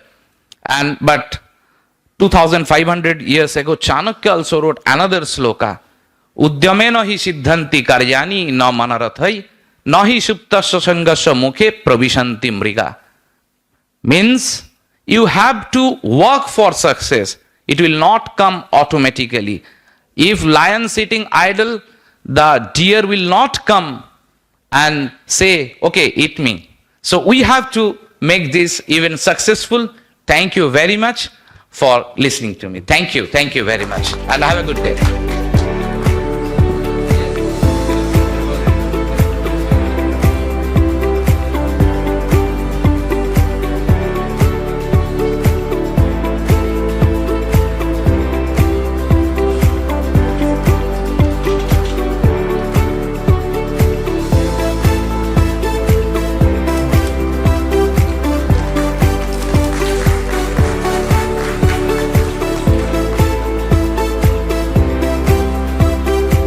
Back to back, we have got another businessman who is big in education and also an author. So kind of a same kind of a profile. Mr. Abhishek De Sarkar, Managing Director, Advent Education Global Advisors Private Limited. Thank you, Shivam. Namaskar, Swadikap, Namaste, and very good afternoon to all of you. First of all, I would like to extend my gratitude to Shivam because he has invited me to Bangkok. This is the second time I'm joining with Shivam in Bangkok. Shivam has already set the benchmark for this particular interaction. He has given me a time for 5 minutes, and I, being an entrepreneur, always look for profit. So I will try to finish it up in 2 minutes or 3 minutes so that the rest of the time can be my profit. We are into overseas educational industry, and 29th of November 2003, we started our journey. So yesterday we completed 21 years into overseas education industry. And our relationship with Bangkok started in 2006 when there used to be an only American university in Thailand. If anybody can recall, it's Webster University. So Webster has invited me to be their consultant because they were struggling to get Indian students. Webster Thailand campus started in 1999, but they were not getting good number of students from India. So they invited me. We have done a lot of insight due diligence and started promoting Webster Thailand. And I proudly say that I am the one who has promoted Thailand back in India, and we have sent across 100 plus students from India, and some of them are doing very well. One of my students is now leading one of the biggest MNC company in Thailand called Thai Summit in India. So we have a lot of alumni. So my relationship with Thailand has already started in 2006, and very recently we have signed up with another university in Thailand, which is UTCC, University for Thai Chamber of Commerce, and we have started sending them students. Being an entrepreneur, we always focus on developing network, but recently I have written a book called My Career, My Choice. And the word choice plays a very important role in my life. When I lost my father in 2022, I realized that the biggest asset of our life is not the expensive BMW car or Mercedes Benz. The biggest asset is our breath that we take. That's one of the biggest assets.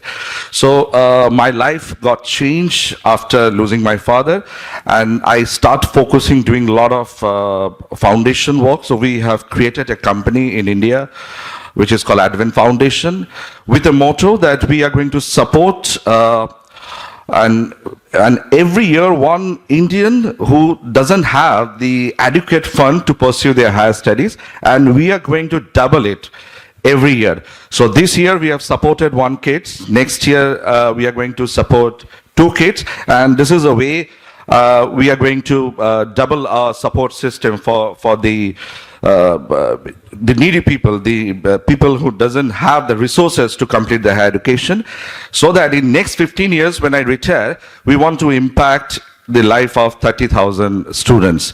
Thank you very much for inviting me, Shivam. Thank you.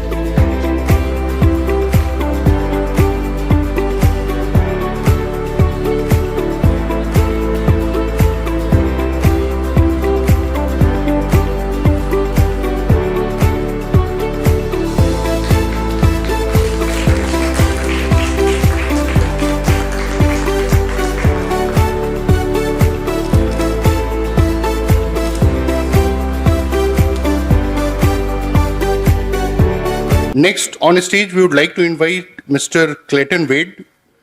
He's a writer, speaker, instructor, and a real estate entrepreneur. First of all, I want to thank Paul very much for inviting me to this event. It's an incredible group of people here, and I'm really honored.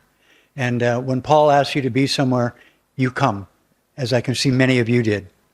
My name is Clayton Wade. I'm a member of the NAR, National Association of Realtors. They have 1.5 million members. I was on their board of directors. I'm also a member of the International Federation, Real Estate Federation, FIABSI, and I'm on the board here at FIABSI Thai. I've been with the Thailand Property Awards about 18 years. I've been writing for over 20 years in the Pacific, Asia Pacific area. My most recent article was a special real estate edition in the Japan Times newspaper. So I've been spreading the Thai real estate industry for a long, long time.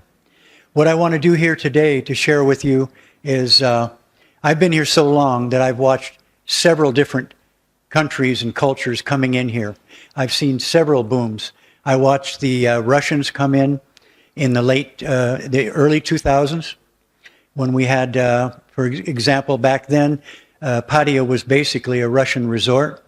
Then the ruble crashed. And before that return, we had the Chinese. From 2010 on to about 2015, we had the Chinese boom. So over the years in my lectures, I've talked about the Russian boom. Then a little bit later, I talked about the Chinese boom. Now I'm talking about the Indian boom. And it's incredible. I'm really, really excited about it.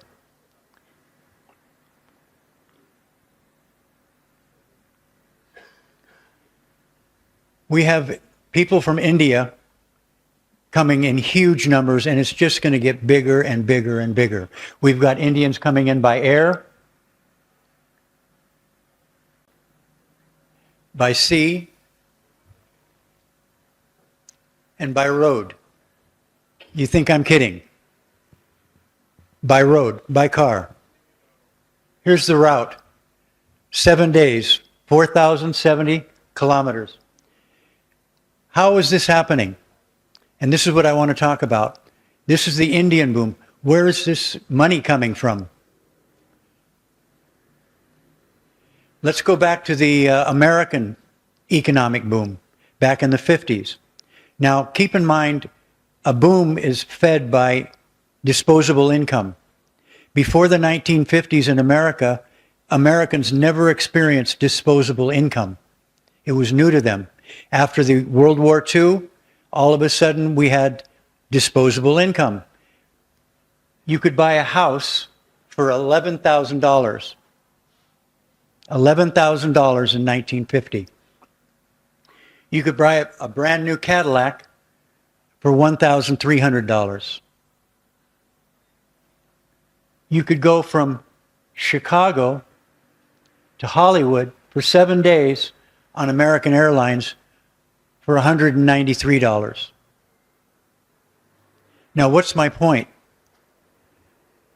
When a boom is created, you have to facilitate the spending of money.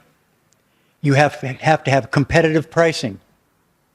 And once you do that and get in line with your population base, you create a money machine.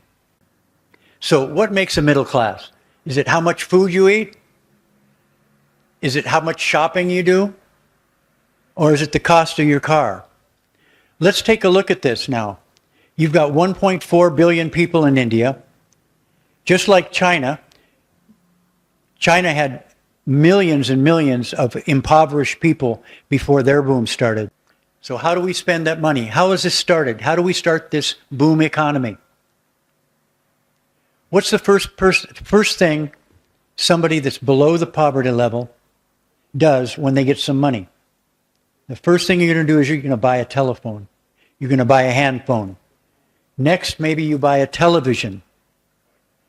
After that, you're spending money going out, eating out all the time. You have a small apartment. You might want to buy a refrigerator. And from there, the big day, this poor person who's working really hard gets to buy a motorcycle. This is happening all over Asia. It happened big time in China. It's happening in India now. So now you've come out of the poverty level. You're approaching the middle class. The first thing you want to do is you're going to get a car. Next, you're going to buy your home. You're going to buy a house. Now you've got a home, you've got a car, you've got a great job. You're going to go on a vacation. And what do you do when you go on vacation? Geez, I want to come back. You start looking at condos, you start looking at houses, and you start Now you've been investing in your own country. Now you're starting to invest outside your country. So, creating a middle class. Creating a middle class for the boom in India is going to be the very same. Mastery of science and technology, a culture of pragmatism, meritocracy is very, very important. A culture of peace, the rule of law, and big time education. The amount of money, for instance, that China has invested in research and development is incredible, enormous. Your country is starting to do the very same thing in India. In 2009, there was 1.8 billion middle-class people worldwide. In 2020, 3.2 billion middle-class people. This is people that are contributing to the economy of their country. By 2030, we're looking at 4.9 billion. 4.9 billion middle-class people. Here you can see projections on the global middle class by region. You've got North America is flatlining. That's the blue. They're flatlining all the way to 2030. They've had their heyday. You've got Europe, pretty flat also. Next, Africa. Now look at Africa and the Middle East. Slowly it's rising in the green. But look at the red. Look at Asia and the Asia Pacific. It's skyrocketing. This is an example of what happened to China in its boom. You can see in 2012, they had huge number of low-income people. A reasonable middle class, and affluent, very small. Now, 2020, look at the middle class. Look what happened to China. And I'll give you some more figures that you can reflect on and realize. I know a lot of you, we all know, India is booming. India is really going to go up. Things are great in India. What I want to do is show you the nuts and bolts of how this is happening. And the biggest message I want to leave you is this is going to keep going for a long time. And I'll tell you why in just a moment. This is what happened in China from 2004 to 2014. Their disposable income tripled. Can you imagine a Chinese worker? He got a job, he's 21 years old. Okay, got a new job, he's making okay money. And by the time he's 30 years old, he has tripled his disposable income. This is going to happen in India. Here we are, 2016 to 2024 now, and you've already doubled your disposable income. And over these next 10 years, coupled with this, I look for India to at least triple their disposable income. Now, this is again to give you an idea, a visual idea of the expansion, the boom in middle class. You can see Europe has a good-sized middle class. North America is okay. South America, a little less. Middle East, the lowest. Here's Asia Pacific, okay? Now that's 2009. Would you like to see what the Asia Pacific, India, Asia, China is going to look like in 2030? Boom. That's how many middle-class people we're going to have driving the economy. 88% of the next billion entrants into the middle class, okay? The next billion people that come into the middle class, 88% will be here in Asia. We've got 210 in Asia in general, 130 million in the rest of the world. China is going to have 350 million. India, 380. Now, Paul mentioned what's happening down here in the ASEAN area. The ASEAN zone, they're calling it, it's going to be number 4. And it's being driven by Indonesia. Indonesia is going to be a world powerhouse, and it will be number 4 behind the 3 superpowers. And it's driving the whole ASEAN area.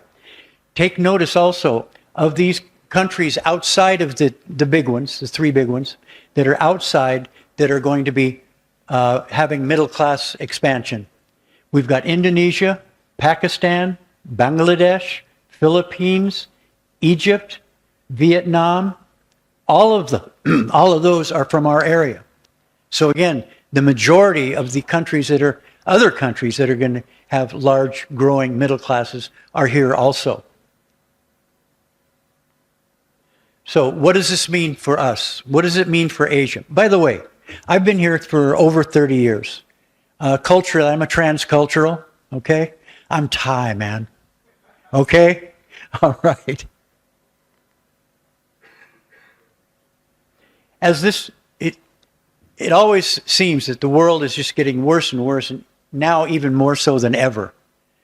But as it gets worse and worse, Thailand just gets better and better. As Asia is expected to have upwards of 1 billion middle-class citizens by 2030, Thailand will continue with substantial growth in the real estate sector as Japan, China, and South Korea will continue strong investments within the property development sector. You will see India joining these 3 countries in industrial and commercial construction here. You're already coming in. We have our local Thai-Indian development. There's several gentlemen I met here today that are developing properties. You're going to see mainland Indians coming in and investing in property here as well. And you're going to do very well, okay? Now, right now, condos, for example, 47% are being bought by the Chinese. Second are the Russians. Remember I said we had the English boom way back in the early 2000s when the pound was strong. Then we had the Russians come in, and then the Chinese, and they're still number 1 and number 2 buying properties here in Thailand. Now you'll be very surprised at the third one there. Who would think war-torn Malaysia would be the number 3 buyer in Thailand? They are. And they're not coming in buying lots of little condos. They're the big money spenders. The people coming in from Malaysia are they're buying big properties. Myanmar. Did I say Burma? Oh, excuse me. Thank you very much, Paul. Thank you. Burma. Myanmar. Thank you very much. 40% of the condos were bought by the Chinese. And again, expect to see India being a competitor here as well. Now, another thing I want to assure you. You may have heard that we've had some problems over the last 10, 20 years. I want to show you that nothing stops Thai business. Thais mean business. Probably our greatest period of turmoil was 1998 to 2013. SARS, it dropped down, 0.8? Nitnoy, a little. We had the tsunami. It dropped down just a fraction and then shot up to 13.8. We had the political riots. The year following, it shot up to 15.9. Riots, political instability, 15.9. Major flooding, 5 million people were displaced here. That's how bad the flooding was. It shot up from 19 and then shot up to 22 and then up to 26. That's 26 million tourists. We're now, in 2019, just before the COVID, 39 million. We're over 30 million already this year. Let's see what happens, but we're on the roll again. Nothing stops us here. And I want you to know that because we want India to keep coming in by ship, by air, by car, however you have to get here, come on in because there's money to be made here. Thank you very, very much. Thank you.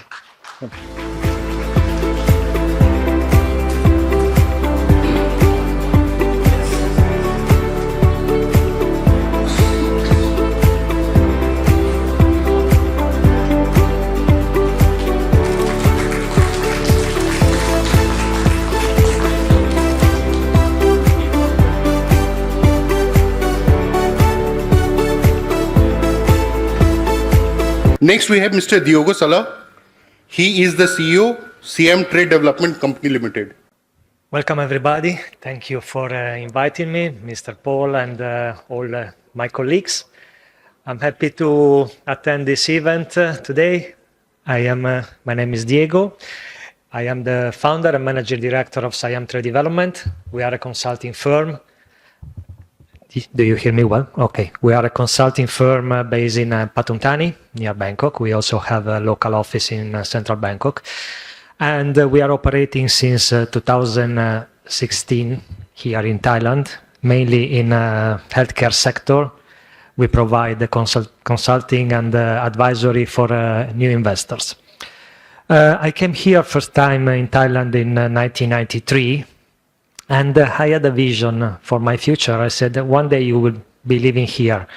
20 years later, this became true, and 10 years ago, I moved my residency, my permanent residency in Thailand, and opened the company with my family. And in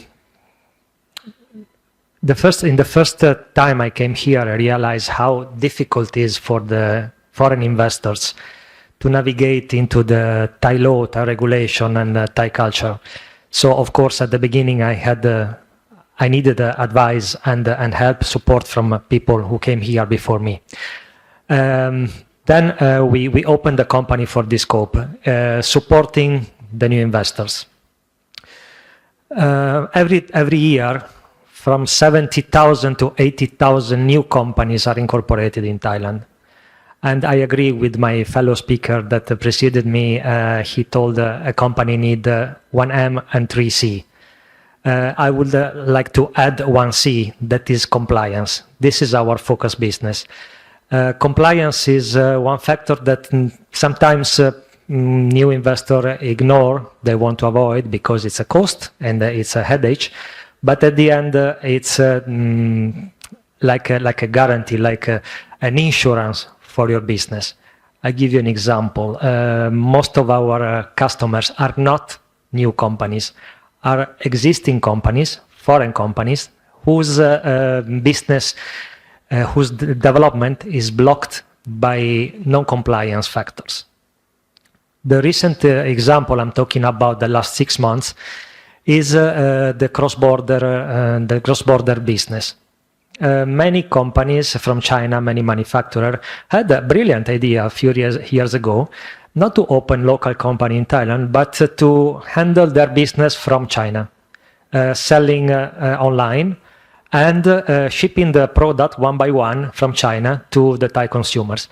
This was effectively for them a big saving of money and time, because they had no need to open a company in Thailand, to pay tax, to register the products, especially talking about food, about healthcare, about medical device. But at the end, this year, the Thai companies the local companies started complaining and putting pressure on the government, saying that this was a kind of unfair competition.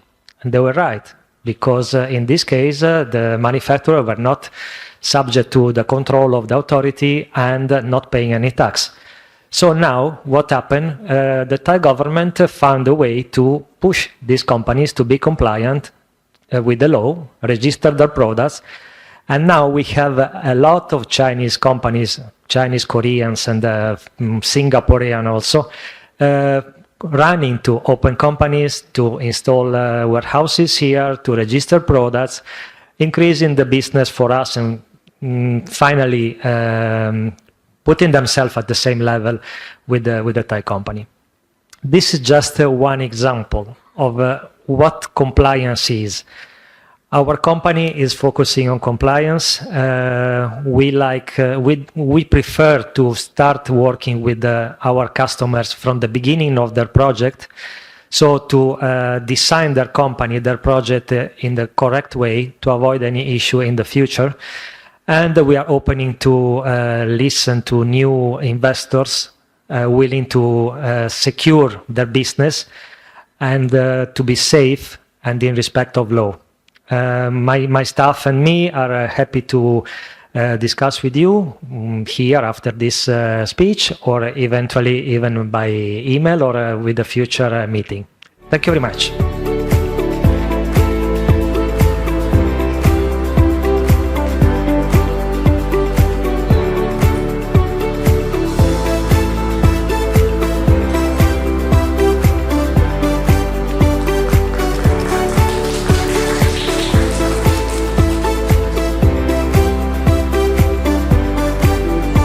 Next, we have with us Dr. Corona Watt. She is representing Siam Ratana Corporation Limited, and to assist her with interpretation in English, we will have Khun S. Sinha Roy also on stage. สวัสดีค่ะดิฉันดร.กรณัฐรัตนวงศ์สวัสดีท่านผู้มีเกียรติทุกท่านนะคะวันนี้เพื่อความชัดเจนนะคะเพื่อรายละเอียดเพื่อข้อมูลที่ถูกต้องนะคะขออนุญาตใช้ผู้แปลเนาะนะคะวันนี้ก่อนอื่นก็ต้องขอบพระคุณท่านอาจารย์พรเทพที่เป็นอาจารย์ผู้ให้โอกาสในวันนี้ค่ะ Swadikap, good afternoon, and this is Dr. กรณัฐรัตนวง Coronat ศ์ Kopet, and she's here to demonstrate her production, and she would like, it's a pleasure to be here, and she would like to convey her thanks to Achan Sri Ponthe. ดิฉันเป็นประธานกรรมการบริษัทสยามรัตนาคอร์ปอเรชั่นค่ะ Says that Siam Corporation, she's the managing director of the company and representing the company here. วันนี้ทำธุรกิจเกี่ยวกับ Network Marketing ซึ่งมีผลิตภัณฑ์ที่มาจากส่วนประกอบของวัตถุดิบจากประเทศไทยค่ะ She's here into network marketing, and this is kind of a Thai hub. Yes. And same kind of Thai hub, and เนื่องด้วยว่าประเทศไทยมีสิ่งที่ดีๆมากมายที่มาจากธรรมชาติรวมถึงอาหารนะคะสมุนไพร Thailand is very famous, you know, and the things are coming from Thai herb, and it's all related to plantation and all that. So บริษัทสยามพัฒนาก็มีความตั้งใจที่จะต่อยอดผลิตภัณฑ์ที่มาจากวัตถุดิบในประเทศที่มีคุณค่านี้ค่ะ This company ประเทศอีกทีหนึ่งนะคะสยามรัตนามีความตั้งใจที่จะผลิตสินค้าต่อยอดจากภูมิปัญญาของประเทศไทย The company is all the ingredients and all things are from Thailand and Chilak from Thailand. โอเคค่ะสินค้าไทยมีเยอะนะคะส่วนประกอบมีเยอะ lot of products are here. สินค้าชิ้นแรกนะคะ The first product is this one. ตัวนี้เป็นครีมนาโนสมุนไพรเป็นสารสกัดจากสมุนไพรทั้งหมด10ชนิด Skin nano Thai herb and made of Thai herb, and the name is Love Herb. Yeah, love herb. ครับ โอเคองค์ประกอบสำคัญที่มาจากสมุนไพรทั้งหมดช่วยในเรื่องของอาการปวด It's a Thai herb, and it especially help a lot with the pain, especially pain on your neck and back and all that. อักเสบแผล ครับ around your shoulder, neck. ไมเกรน Migraine. Office syndrome. Office syndrome. โอเคอีกมากมายแต่วันนี้พิเศษคือเรามีให้เทส and many more, and today there is a special offer on it. โอเคค่ะใครที่มีอาการปวดอักเสบหรือว่ามีอาการออฟฟิศซินโดรมนะคะสามารถที่จะทดลองทาทางด้านหลังได้เลยนะคะ If anyone having back pain, which we Indians having a lot, and neck pain, so they are most welcome. The booth is just outside the auditorium, and you can get a free demonstration of massage, please. Okay, thank you. Okay. ตัวที่สอง And the second product is กาแฟสมุนไพร Cafe Samun Thai is ส่วนประกอบสำคัญกาแฟอาราบิก้ามาจากดอยช้างของประเทศไทยค่ะ herbal coffee. It's come from Thai and that. แต่ไม่มีน้ำตาลไม่มีไขมัน ไม่มีน้ำตาล sorry, no sugar. สำคัญรสชาติอร่อยมากค่ะ And it tastes a lot. Delicious taste. โอเคค่ะและ Also can try if any of would like to try. Please outside the auditorium there is booth serving, so it's free of cost. Please. โอเคตัวที่สามค่ะ The third product. เป็นโปรตีนที่มาจากธรรมชาติมาจากธัญพืชทั้งหมดเป็นโปรตีนที่มาจากธัญพืชค่ะ Third product is a protein and it's also a herb. Prebiotics and vitamin B12. โอเค ครับ and 20 grams protein and 110 calories fiber. โอเคขอบคุณค่ะ ขอบคุณมากครับ ขอสรุปนิดนึงนะคะก็คือจริงๆต้องบอกว่าเรามีผลิตภัณฑ์ที่มาจากธรรมชาติทั้งหมดนะคะแล้วก็ผลิตภัณฑ์ของเราเป็นออร์แกนิก Yeah, we would like to bring your kind attention that all of our product is organic and it's natural and Thai herbal. So no harm is there and it benefit your body and nature and thinking. Thank you. หลังจากที่เราได้เทสนะเราสินค้าทั้งหมดที่เรานำมาในวันนี้มีการเทสนะคะมากกว่าหมื่นชิ้น So all of the products are here for the trial, so you can try it and you will be highly benefited. เห็นผลและได้การตอบรับดีมาก วันนี้เราพร้อมที่จะส่งต่อให้กับมวลมนุษยชาติในเรื่องราวดีๆของสมุนไพรไทยค่ะ So all the things are here and you have best offer whatever, so if you would like to connect, so you can connect her for the further. ทั้งในประเทศไทยและในต่างประเทศค่ะ It's you can in Thailand and they can also export it to other countries. So any connection you can connect it, please. The booth is there, the back of the auditorium.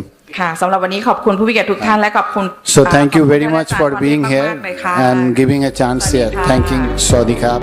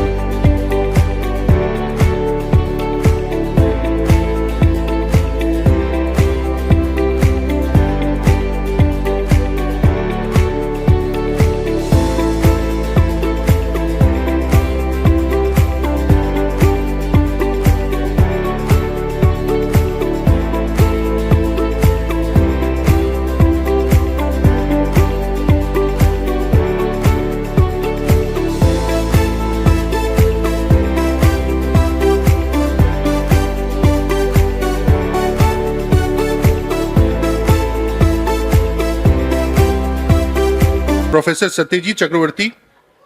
He is the director of IEM UEM Group. Respected delegates, respected members from the Chamber of Commerce, It's an honor to be here talking to all of you about our incubation center from the University of Engineering and Management and Institute of Engineering and Management. We are a 35-year-old organization. We actually were the first in West Bengal to start engineering education in the private sector 35 years back. And now we have grown into a university in Kolkata, as well as we are there in Jaipur, Rajasthan. So we are in the east, we are in the west.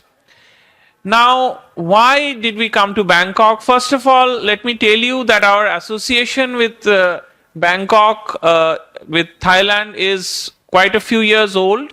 We started a conference almost prior to the pandemic in Sasin Business School, Chulalongkorn University for a few years continuously. Then in the pandemic again for 3-4 years things got little disrupted. But again, this year we have started a relationship with AIT Bangkok, Asian Institute of Technology Bangkok, where our students are coming, and this is a MOU we have signed with them. So now it's a continuous engagement with Thailand. Now let me talk about our incubation center, and that has catch the fancy of many entrepreneurs, governments throughout India and also across the world, how we are able to generate such a high level of success. I'll tell you the secret, because the secret is something it is not so easy to copy. What is the secret? The secret is, we fund ideas. Now, out of that, there is 90-95% failures.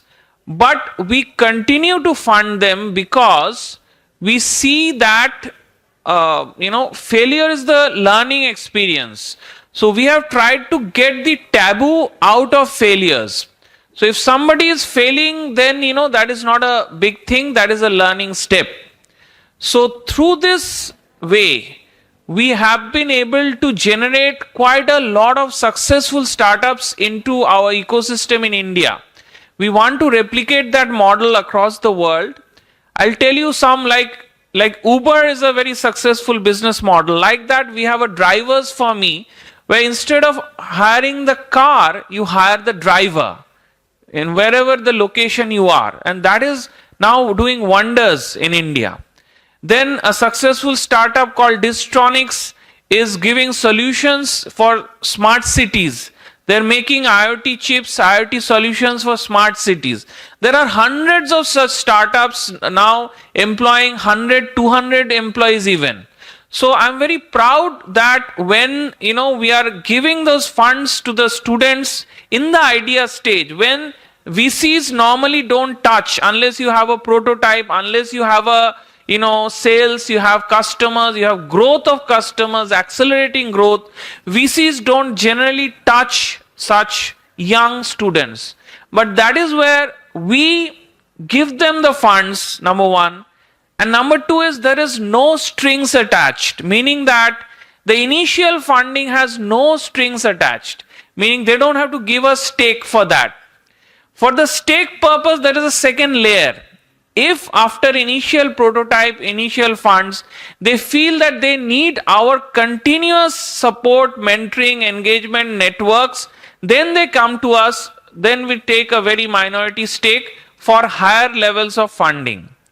Once we give them that, we give them kind of a valuation, right? So then after some time, they can go to VCs and get the bigger amounts. So this model has worked very, very well. It's not so easily replicable because we keep on giving money without any strings attached. Number two, we fund failures. If somebody is failing, we say, that's fine. Don't worry, the next attempt you're going to be doing well. And this over period of time, we are now 3.5 decades old plus. So over time, it has come up to be a really successful strategy.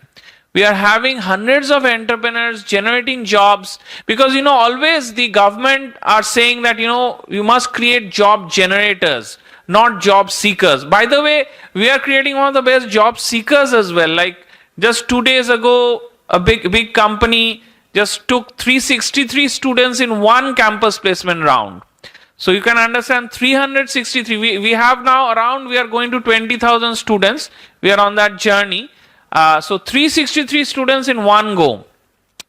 All the big MNC companies come to IEM and UEM and they take students. And another thing is our product development based learning or entrepreneurship based learning. It's a very unique way of teaching learning methodology that is again creating wonders. We are, for example, our students are creating quantum dots. Our students are creating nanoparticles. So when they can do this in their homes, in their labs, they get the confidence that they can build a product around it. So this is also allowing our students to give products to the corporates. Corporates are buying from us. We have a startup arm also, like a incubation arm also.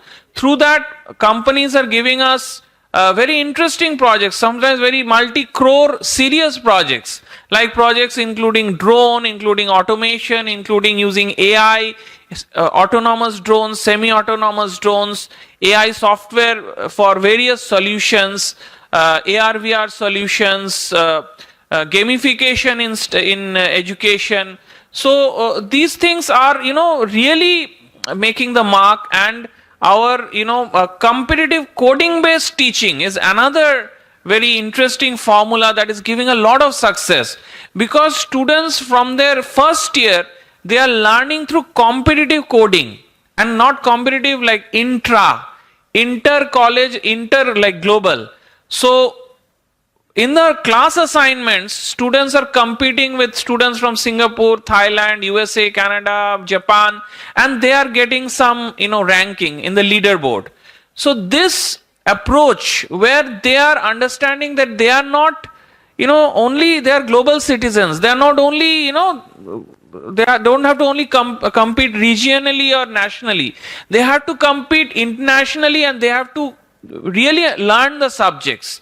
So that is really working wonders. I'll play a short video, and in this video you will see the Prime Minister of India, such a large country India, giving the best awards to our students who keep on winning the robotics championships and hackathons and coding championships across India and throughout the world.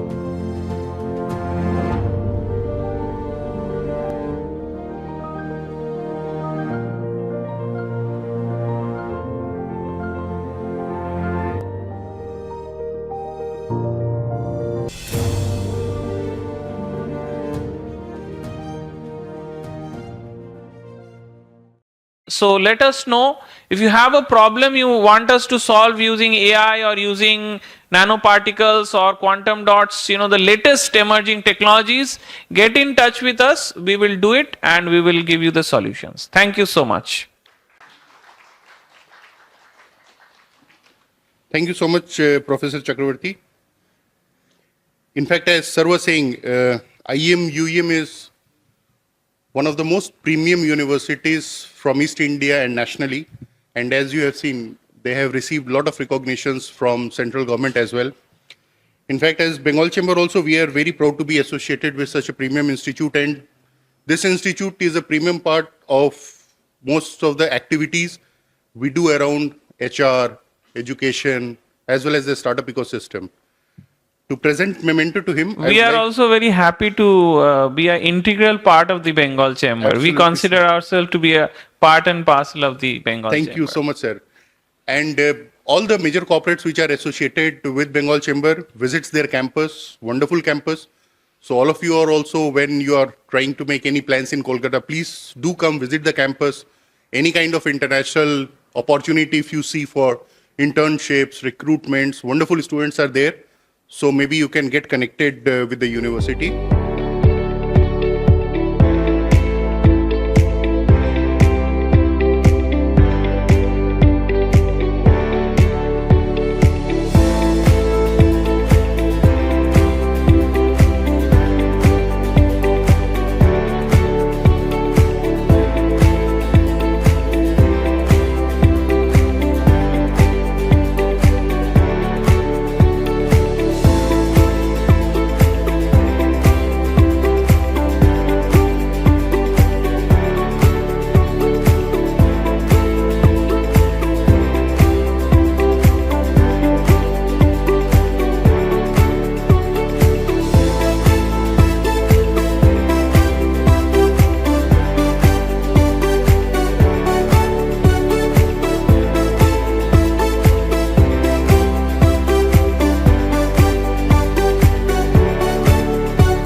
Next, we have an institute from Thailand, which is represented by Mr. Sompon Pupang. He is the management advisor of Panyapit Institute of Management. สวัสดีครับ Good afternoon, everyone. My name is Mr. Sompon. I have shortly to introduce myself. Now I am like a consultant at for engineering faculty at Panjapivat Institute and Management. Now Panjapivat they have like three level for bachelor degree, master degree, and PhD. Now we have like a activity for training course or short course, like a people development and process and system development for short course for everybody to provide for business and SME on like a government. If you want to know for the detail, please you come to the Panjapivat. We welcome to you visit every time. Thank you.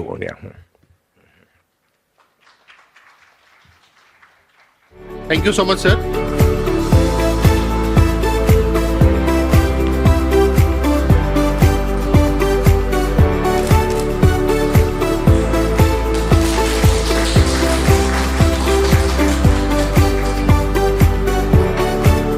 We will start this with Mr. Devjyoti Banerjee, who is the CEO of Seven Boats Infosystems Private Limited.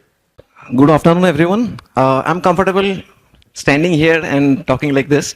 So I am Devjyoti Banerjee. I'm the founder and director of Seven Boats Infosystems Private Limited and Seven Boats Academy. We are a leading digital marketing agency and digital marketing training provider institute in India since 2011. I am personally working as a digital marketing trainer, a guest faculty in various government organizations as well as top B schools in India. And we, Seven Boats, at Seven Boats, we are into digital marketing solutions as well as digital marketing training. And we provide different business solutions to all kinds of businesses in different verticals, be it real estate, hospitality industry, education industry. More or less, there are 50 plus verticals that we are working in. since 2011. And clients include small scale industries to big MNCs. And regarding the training part, we are associated with corporate for their corporate training for digital team building, as well as professionals and institutions for providing digital marketing training and encouraging people and startups to let them learn how they can elevate their digital presence through various activities like AI, content marketing, search engine optimization, social media marketing, and there are lots of other new things, new technological things coming in digital marketing area. So I would like to show you a 3-minute video presentation about 7 boats and about how we can help businesses globally so that you can reach to a new level, new height, and elevate your digital presence through our strategic consulting, through our various digital solutions, as well as through our digital marketing training, that we can help you build your digital team. They can perform excellent, and we can also help you to build your team locally, because we call it multilingual digital promotion. So be it Thai language, be it in any other languages, locally and globally, we can help you connect with the global audience. So that's our USP and the strength point regarding the consulting part. So we can help you how cost effectively you can elevate your business globally and sitting at your home. Not here, like you don't have to meet physically or coordinate. Everything is possible digitally nowadays. And we are into it, so we can assure you that with the help of top level strategic consulting, we can help you elevate your business. And that's it from my side. And I am also associated with various government organizations as a consultant, digital consultant.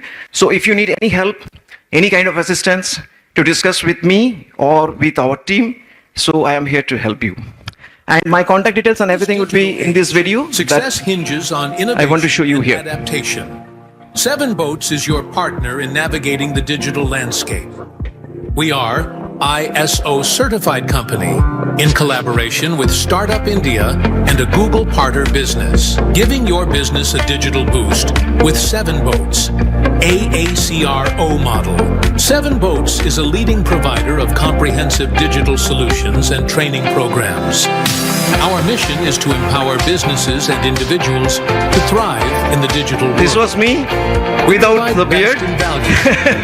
So it's an old picture. Yes, without the we are beard. a trusted digital marketing consultancy firm with over 500 plus clients across the globe. Received 25 plus national awards, PRCI Chanakya Award, and felicitations from top B schools.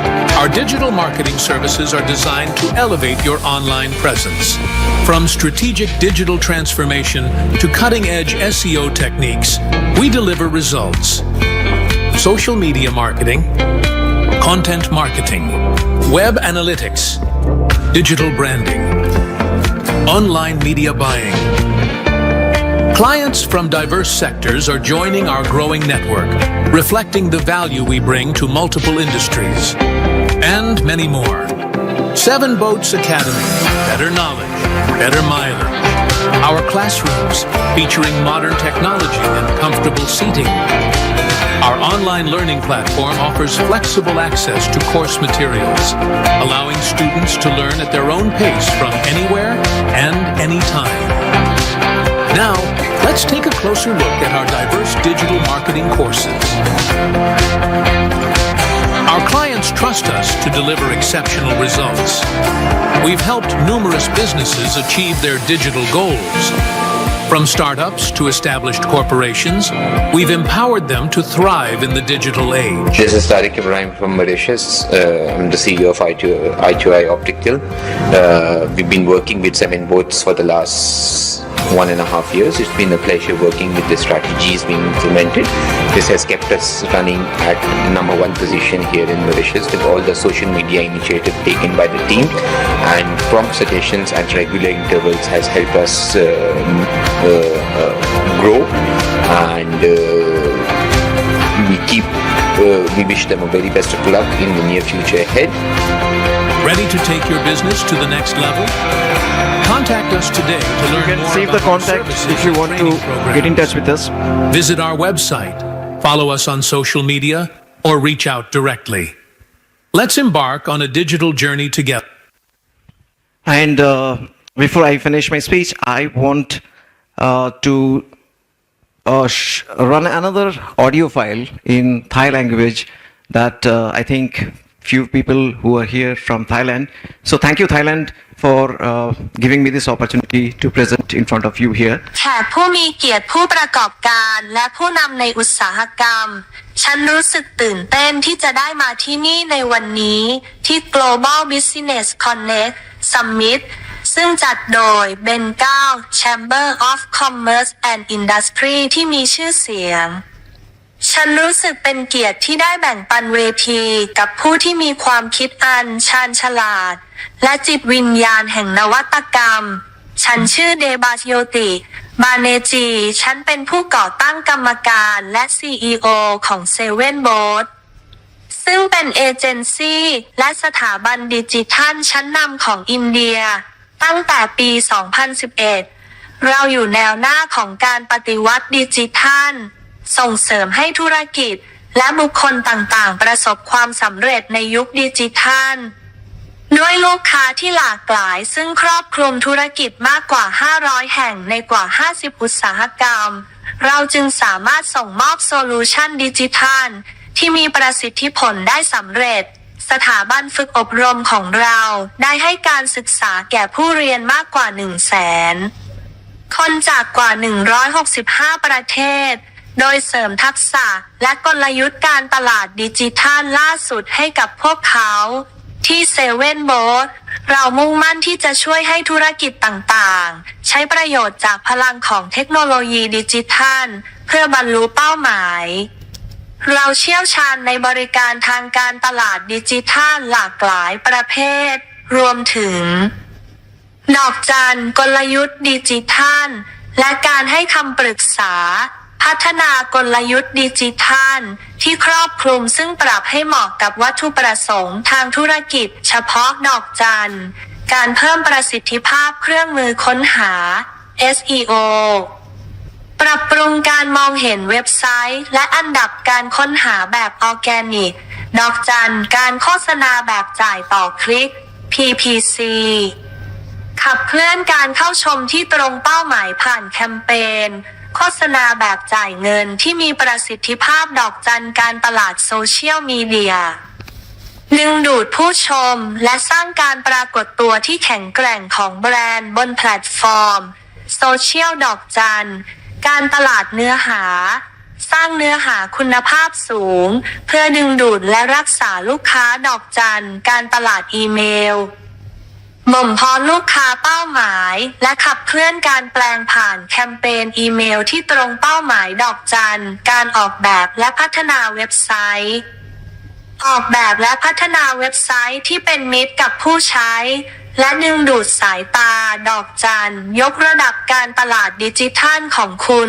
ด้วย AI สร้างสรรค์และเครื่องมือและเทคนิค AI ต่างๆดอกจันการฝึกอบรมการตลาดดิจิทัลจัดทำโปรแกรมการฝึกอบรมที่ครอบคลุมสำหรับบุคคลและองค์กรวันนี้ฉันมาที่นี่เพื่อเชื่อมต่อกับบุคคลและองค์กรที่มีแนวคิดเหมือนกันซึ่งแบ่งปันวิสัยทัศน์ของเราเกี่ยวกับอนาคตที่ขับเคลื่อนด้วยดิจิทัลเรากำลังมองหาความร่วมมือกับธุรกิจที่ดอกจันจำเป็นต้องยกระดับการปรากฏตัวทางดิจิทัลหากคุณต้องการเพิ่มการมองเห็นแบรนด์ของคุณเพิ่มปริมาณการเข้าชมออนไลน์และสร้างโอกาสในการขายเราช่วยคุณได้ดอกจันต้องมีความรู้และกลยุทธ์การตลาดดิจิทัลในทางปฏิบัติทีมผู้เชี่ยวชาญของเราสามารถให้ข้อมูลเชิงลึกและคำแนะนำอันมีค่าเพื่อช่วยให้คุณก้าวล้ำหน้าผู้อื่น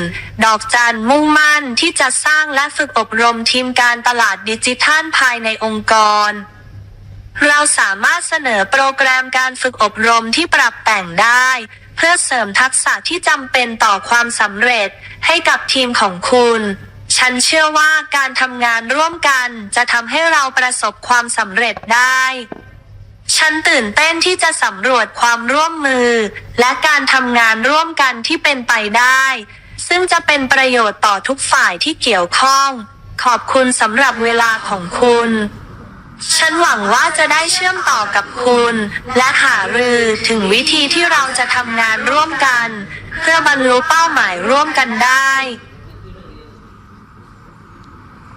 Thank you everyone for listening to this so patiently, and I wish all of you for your business a lot of success in the future. Thank you very much.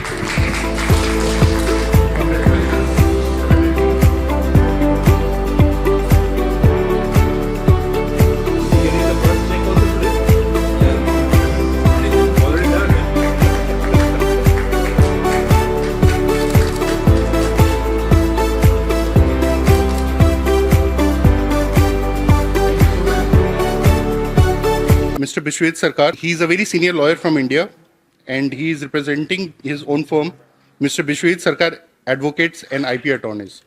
Good afternoon, distinguished guests, eminent colleagues, and the members of the Bengal Chamber of Commerce and Industries. It is a pleasure for me to attend such program,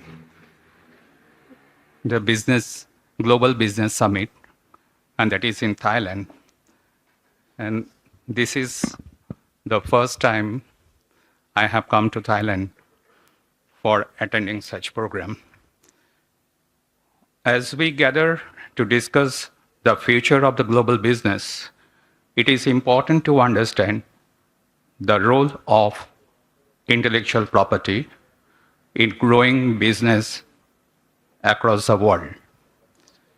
From groundbreaking technologies to the artistic environment, the intellectual property takes a key role for the product of the human mind. Now, to speak about the intellectual property, how does it help, and rather how we started our journey in a legal practice.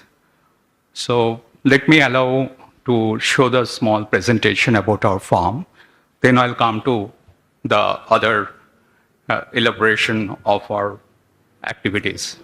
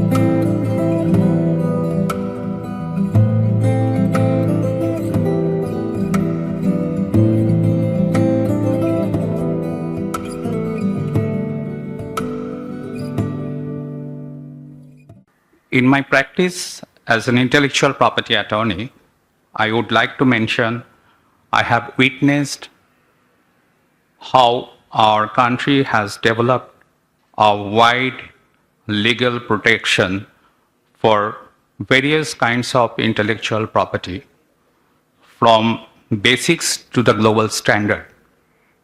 For instance, the recognition of a trademark like 6 Baliganj Place, which is just an address. When they started the business, I still remember, they simply said it doesn't require any trademark protection. Then I said, okay, fine, it's not an issue.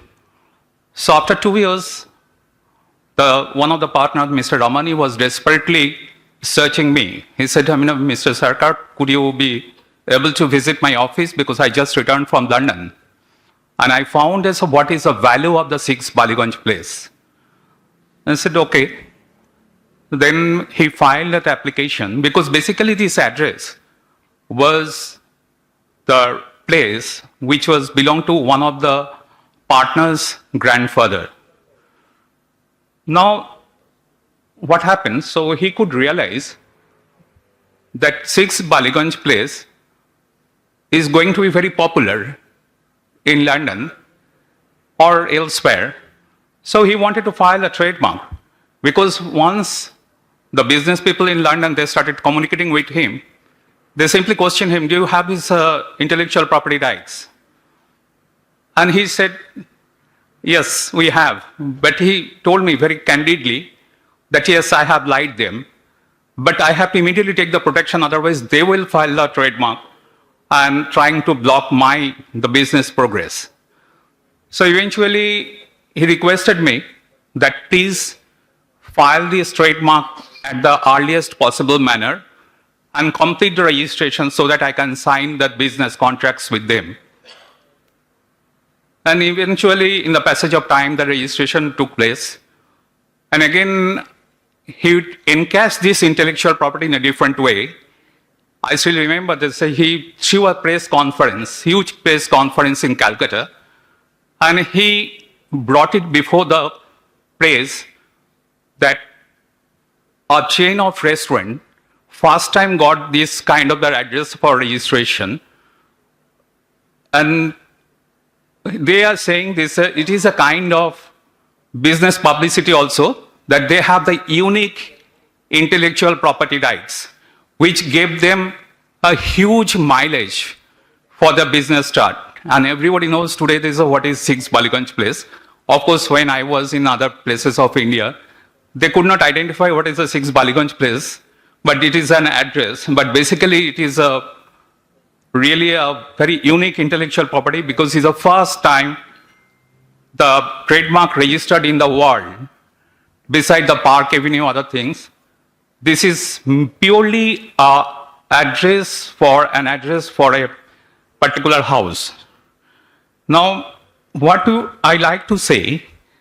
Like, if you create something, or if you hold the ideas to move ahead with the business, rather than today we are talking about the business across a boundary, like not within your country, rather you are stepping out of your country. So you have the dream that you have to go for the global expansion.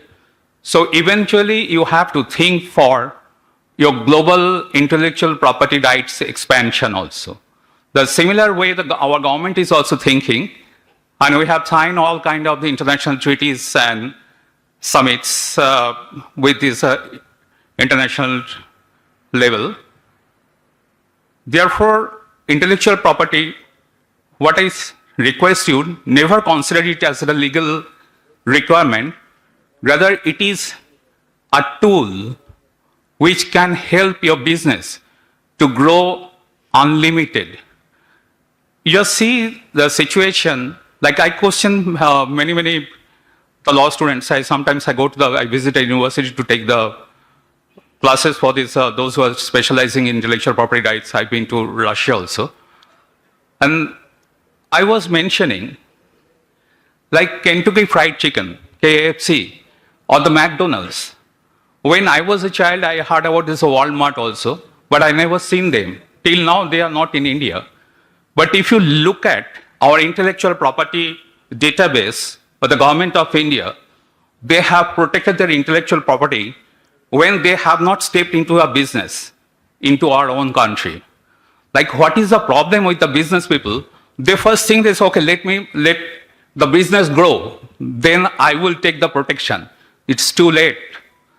So many things happened because recently I was discussing with some of the lawyers from Bangladesh, and Patanjali, this is a famous brand in India. They are facing the Supreme Court case in Dhaka. So many other cases, even a KFC. So KFC did not file the trademark in Bangladesh. And when later on they came to know this, there is the trademark application already been filed by another gentleman. He has taken this trademark because KFC, the three letters, basically it's a generic trademark. It is very, very difficult. And this is the reason they could not protect it in many countries, KFC, they are facing the problem. The uniqueness is that the figure of that gentleman with the beard, I forgot the name of that gentleman, this is called Uncle something. Yeah. Now the thing is, this Bangladeshi businessman, what he has taken, he has filed a trademark, when they have contested, they said KFC is a generic. As you said the Kentucky Fried Chicken, I said it's a Khulna Fried Chicken. So Khulna is a state in Bangladesh. And he has taken almost one Molovi's picture, like that particular gentleman, that's uncle. So he said, okay, every part of your thing is a generic. Now, generally, we have, because we are discussing with some of the law students, very recently it happened in India. Like one of our famous brand called Cadbury Eclairs, you will not find them in the shop anymore. The court has passed an injunction. Means like court has not injunction, rather the Parle has challenged this trademark. When the Cadbury filed a suit in the Bombay High Court, then the Parle came forward, they said it is a generic name. It is a dictionary word. How can you take the exclusive right upon it? The Cadbury said, I put this name, I made it popular, I have spent more than, I think that they have made about 700 crore. They have said this was making a loss. They said, sorry, we can't say anything. So this is the situation with the intellectual property rights. Whenever you think for business or you do any business, try to understand what is the need of the protection of intellectual property and what is the role of the intellectual property and how will you commercialize that we call is a monetization of the intellectual property. That will help you to grow. Now, as I conclude, I urge upon each of you to view the intellectual property not just as a legal concept, but as a dynamic tool for empowerment. Let us champion the cause of IP awareness, ensure equitable protection for creator as well as innovator, and build a legacy that future generation will be proud of. Thank you for the Bengal Chamber of Commerce and Industries for organizing the impactful summit and for giving me the opportunity to share my thoughts. Let us continue to innovate, collaborate, and to lead the way in shaping the brighter future for global business. Thank you very much.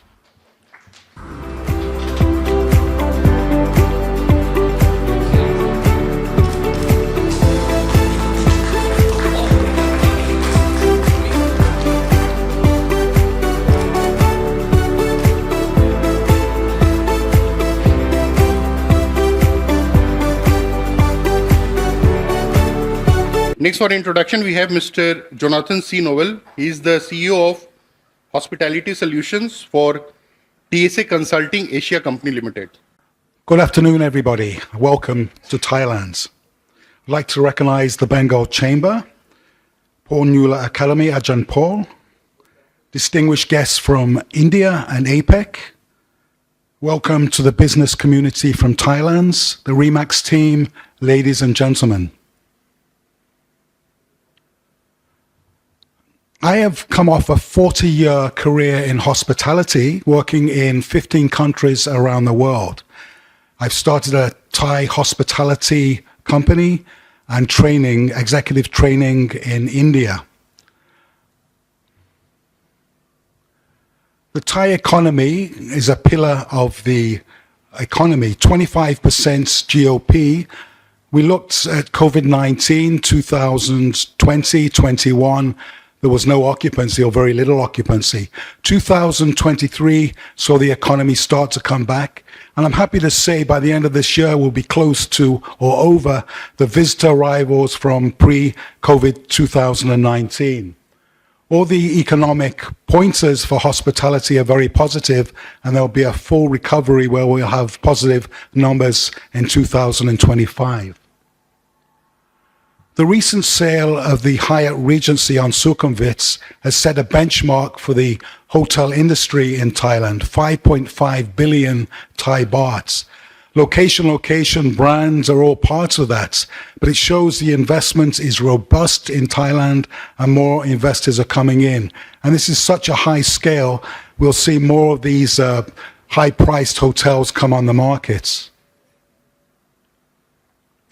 Some of the properties on the markets now, condo developments in central Bangkok off Sukhumvit, with 477 rooms, 377 actual units, condo hotel.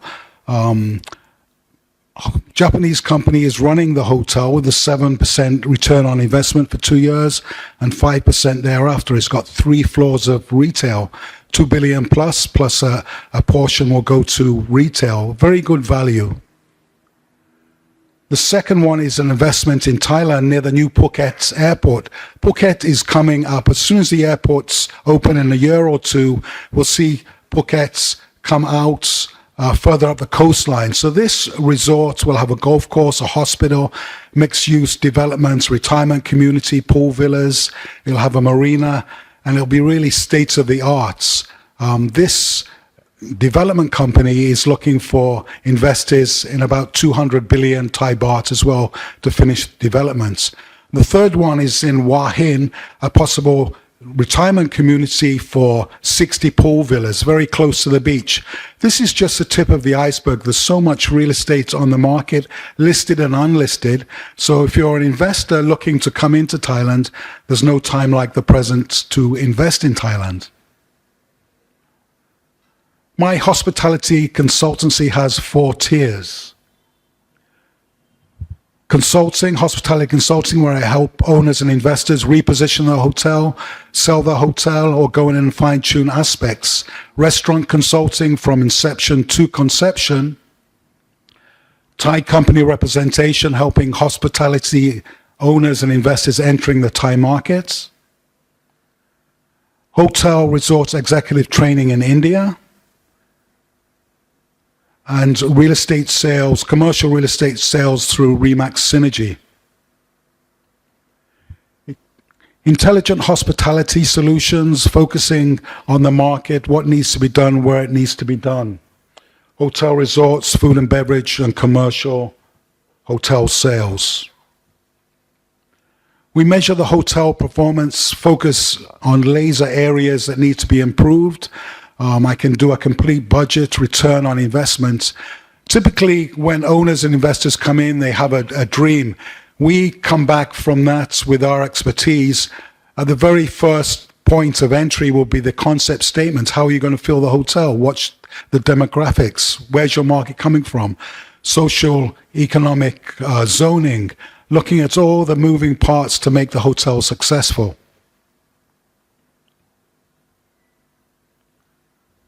With restaurants and food and beverage consulting, there's a lot of reasons why a restaurant may fail.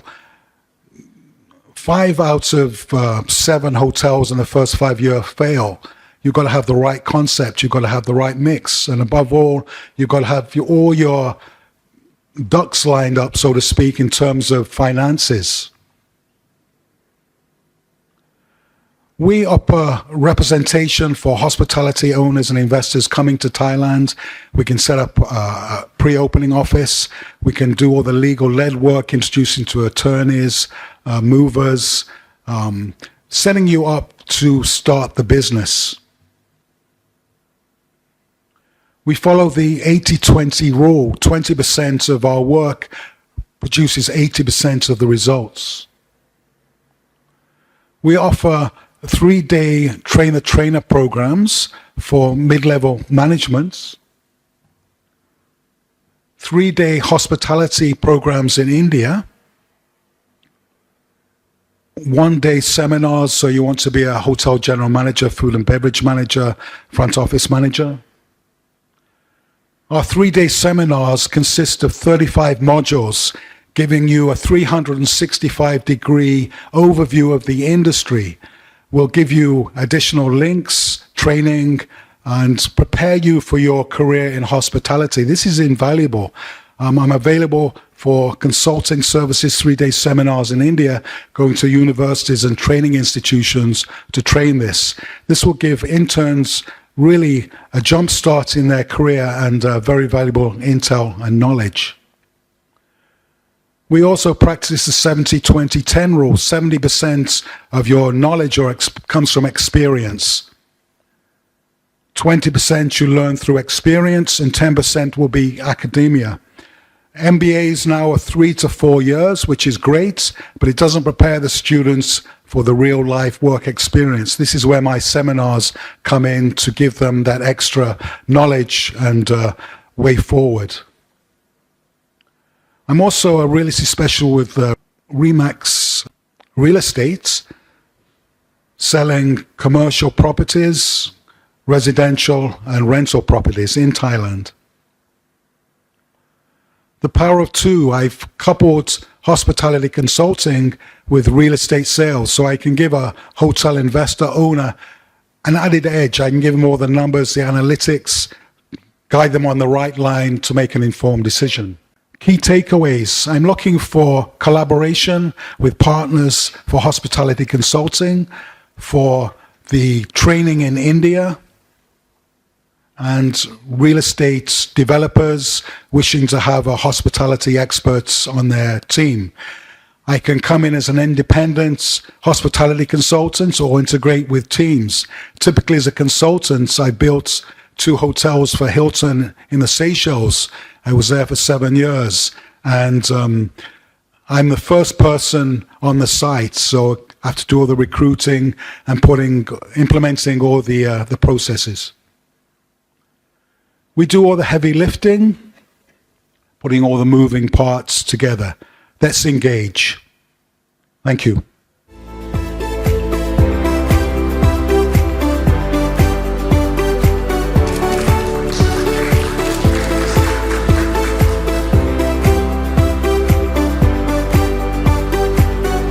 Next we have Mr.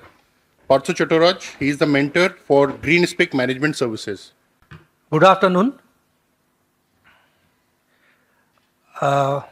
Industry leaders, delegates, and ladies and gentlemen.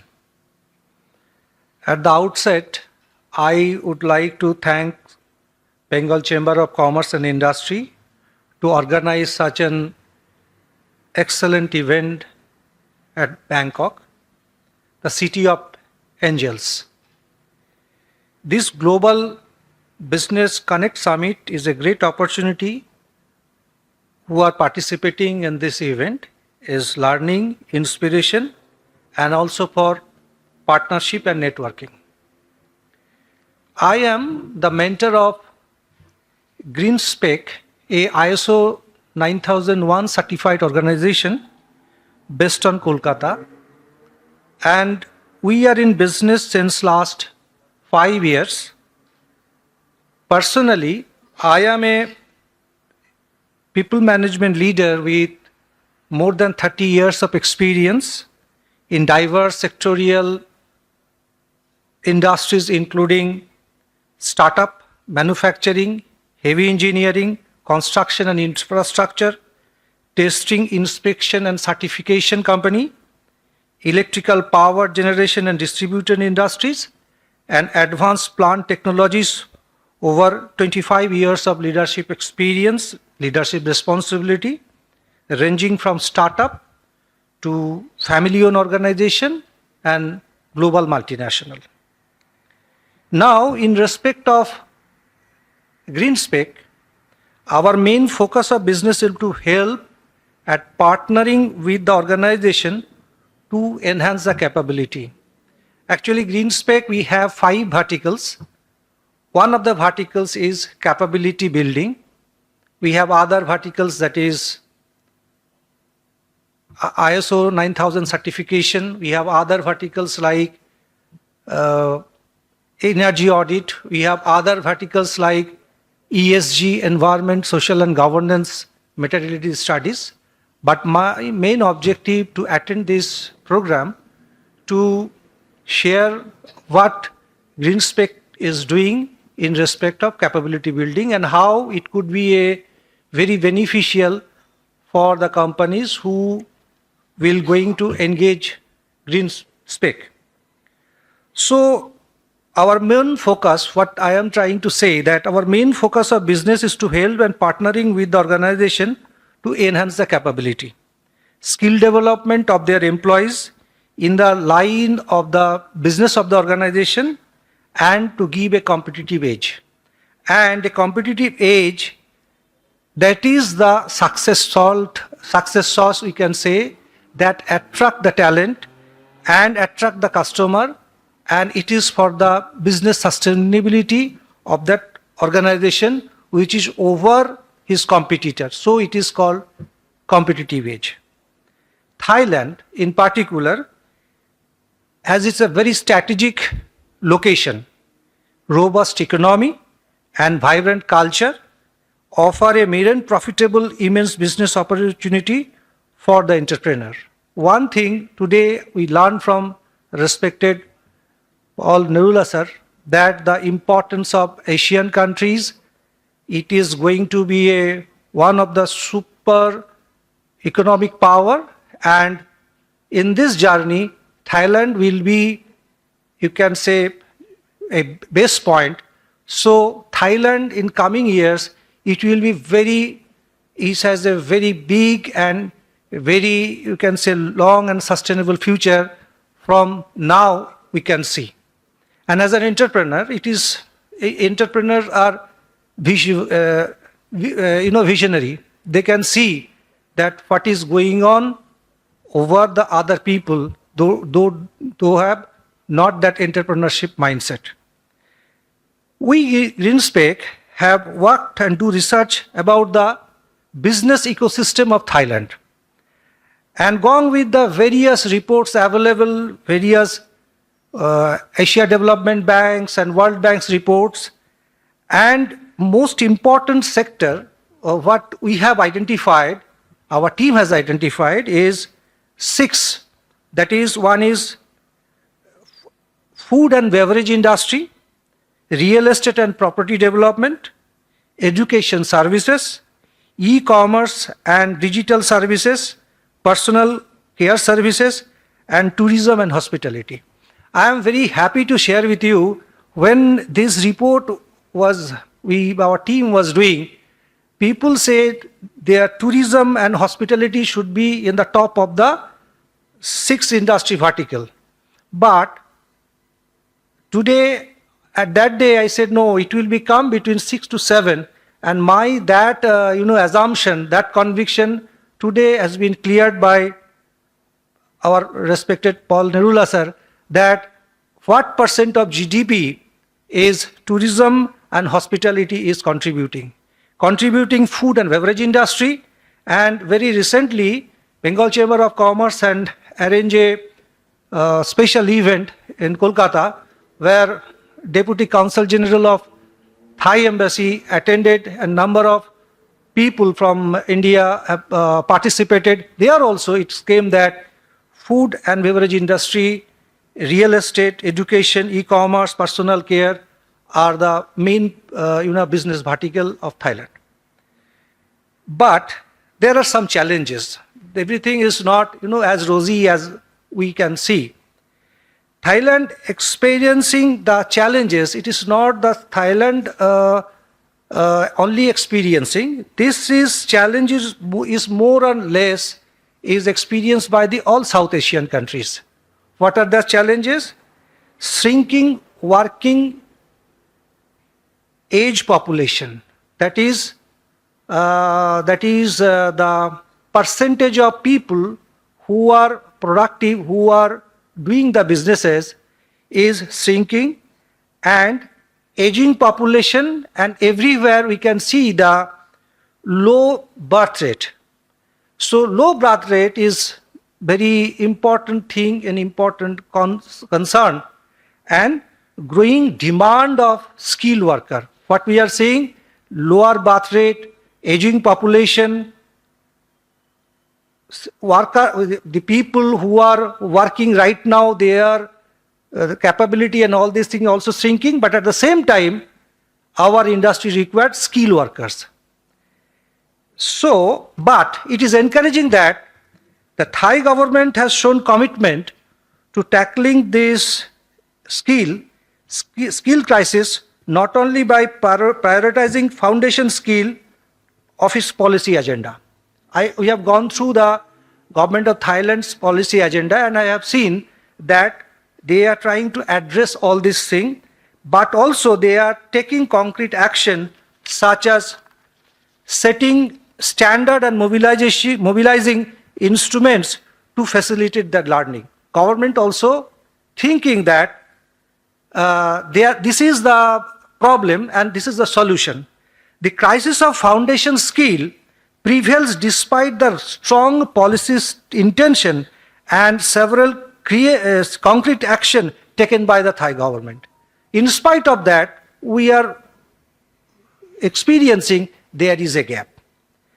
Now, under this context, GreenSpec can offer the following as a partner of ongoing effort to help reduce skill gap.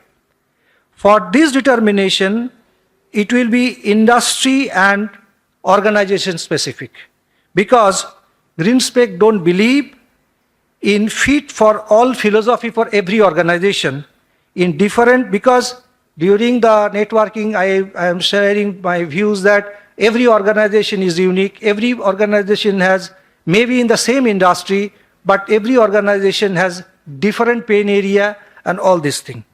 So people are different, people are unique, and so the organization is. Now, if you ask me the world in the year 2024, we are approaching 2025, what are the main area of concern as a business thought leader? I would say that the existing working population, that is the people with the age group of 42 to 60, they are not updated. They are not updated. They are not updated. Second thing is availability of Generation Z in the workforce. Who are they? The people who have born after 94, they are in the workforce. These boys and girls have different mindset all over the world, different upbringing, because most of them born and brought up in nucleus family, not joint family. Most of them are, the only child of their parents. So, since their childhood, they don't have that ability to sharing, collaborating, and do all these things, and more or less affluent parents. Now, business have to manage this set of people, considering who will manage. They are not equipped with the latest technology, latest development, latest everything. And third thing is, we cannot ignore that is the geopolitical issue. It is very important thing, because global world is a small village right now. Any equilibrium change can make it havoc. So three things we have came into the conclusion that the challenging thing is existing working population is not updated, what is going on in the world. They have some basic resistance for the change. Second thing is availability of workforce in Generation Z, and geopolitical issue. Now, how under this backdrop, how we can help you? Building a strong, because we always keep in our mind that people first, business follows. So building a strong and skilled workforce is crucial for any organizational culture. GreenSpec follow the following important steps, which I am going to share with you, so that we can analyze and we can identify the skill gap. What will be the steps? Steps is, first we identify the skill gap. By assessing, conduct regular assessment by identifying skill gap both at individual and organizational level, and future proofing, considering the future industry trend and technology advancement to anticipate future school need.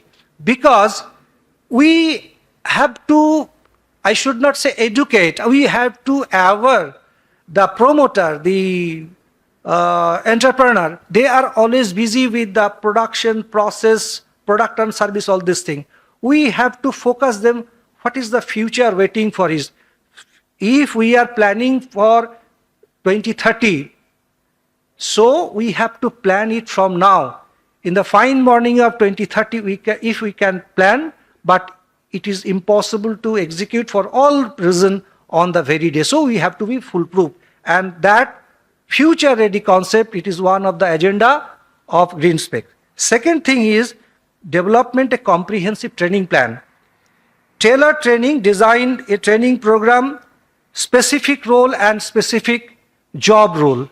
Because, you know, a front office, I'm giving a very minimum and raw example, a front office executive of a hotel, a front office executive of a manufacturing unit, maybe their role, maybe their job title is office assistant or office executive, but their daily role, their skill set, required skill set is different. GreenSpec as a partner can identify what will be the desired role and what is the level of that role. Diverse training methods, that is, it may be online, it may be offline, and continuous learning, and encouraging a culture of continuous learning, we cannot do anything. Say, in another note, personally, after spending 30 plus years in industry, I strongly believe that three things is very important to build an organization. First thing is attitude, second thing is skill, third thing is knowledge. Ask. Attitude, skill, and knowledge. And over the above, I put another ingredient, that is P. P is salt. That is, P is the passion. So if you don't have any passion to excel, so you cannot be successful. In GreenSpec, what they do, they used to try to inject the passion. It is very difficult task because there are so many things, value system, his level of, you know, the level of learning, the level of life learning, everything is there. But diagnostically, we go and diagnose this. And we develop in employee ownership, because ownership is very important thing. What is ownership? When somebody is not watching me, I am doing the best job. This is the ownership. This is the integrity.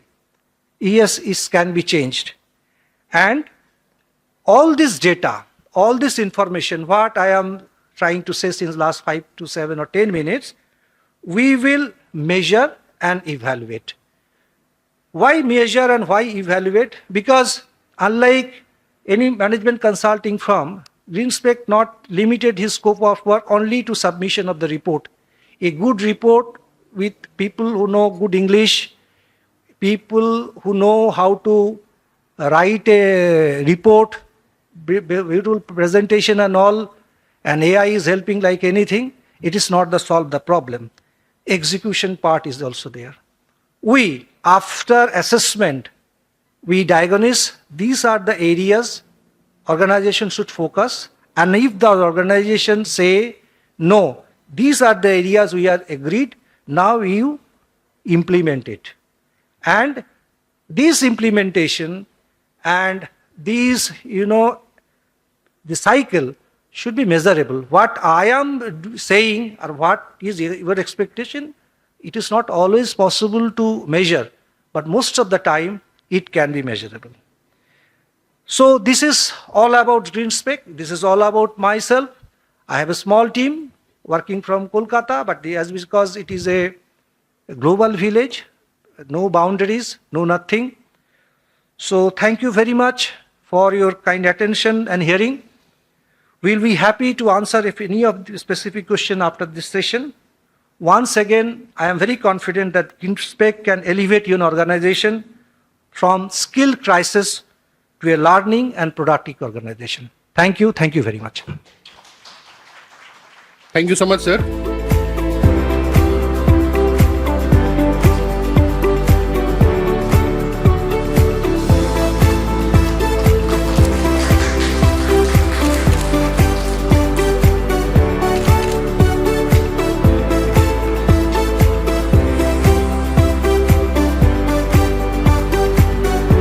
Next, we would like to invite Dr. Sopon P., Founder and President, Agency for Real Estate Affairs. สวัสดีครับ ชุบโดปะเฮีย Is it good afternoon? I heard so. ชุบโดปะเฮีย Good afternoon. First of all, sorry for this afternoon that I come because in the morning, the whole day, I'm in a conference about valuation of trees, forest, and public parks. That's why I cannot come since the beginning in the morning. And sorry that it is a little quite late today. So the training that I'm today is about the training on valuation of trees and public parks. So allow me to say something about this. That's why I dress something like in the park or in the forest, not a businessman like you today. So sorry indeed, because I was there for almost the whole day in this subject, and also gave them my books on the valuation of trees and forestry as well. So in this case of the valuation of public parks, you may know that nearby here, there is a public park called Lumpini Park. Next year, it will be our 100 years old of this public park. So this is our largest, one of the largest parks in Bangkok, built by our King Lama the Sixth. So the idea is today we are very much interested in ESG, the environmental, social, and governance. But this is a new word. Formerly, they may say good governance or governance, something like corporate social responsibility, CSR, and something else. But the vocabulary, the jargon change every few years. But this is the same. But the thing is, for the valuation of these things, it is very important. If we really like to know what is the importance of greenery, say in the case of the park. But normally the park is free. How to value the park? Normally it is free. We can go there every day. Something like in our Lumpini Park, actually there are around 15,000 people going there every day. But the new concept of the park is that we should not build big parks anymore, because those who are not far away from the park may not be convenient to travel to be in the park. So we need to build smaller parks in different locations so that people can enjoy, and this will be beneficial more for people. However, for this particular park, Lumpini Park, we can estimate the value. Say every day, say around 15,000 people there. And if there is no park, the government may have to subsidize them to go to fitness first or some other healthcare center or health center or something. So it may worth around $4 per day. So this means that every day the compensation is around $60,000 per day, or around $219 million per year. And since the park is very stable, so the capitalization rate may be really low. The income divided by the capitalization rate. So the value of the park alone is around $438 million. The park that sit there, because we need to compensate for other people, for other places, for them to recreation. So this is the case. But not only that income that we can generate. Another thing is that, see, if an office building facing the park may be more value, so that you can see something greenery, or your eyes can be raised or something. So in this case, the park, the office building that facing the park may have more value than the office space that facing another site where you cannot see any park. So the surplus of this rent also another value. You may see that the park may be around almost 3 kilometers wide, and if they can build maybe 20 meters high, 20 floors high, and around 10 meters deep or something, we can say that the park value will be a lot higher. So we can calculate another 480 million in sum. I cannot tell you in very details, but in sum that is another 480 million. So altogether it is around 918 million US dollar that contributing to the park. In addition, maybe you can rent the park for jogging, for some competition, for some dancing. I know that our Indian friends like to dance and singing. You are very professional in these things. But for me, myself, I cannot dance properly. I will learn from our professor, Mr. Pontep, in the future. But dancing is in the DNA of Indians, he told me. So, but those may be very small income, but that income may be just only for the maintenance of the park. So you can see that of the total park area of around 360 rides. So we can calculate that the park is around 148 US dollar, 148 US dollar per square feet or per square foot. So that is the value of the park. If we demolish the park, maybe the park may be more value because we can do something very commercial. However, we cannot demolish because this is the will of our King Rama VI. So we should keep it like that. However, it can also generate some income. The value of anything can be measured by the demand. If there is a demand for the uses, there will be something valuable. So altogether, it is around 148 US dollar per square feet, or in Thai, maybe 240,000 baht per square wa. 1 square wa is 4 square meters.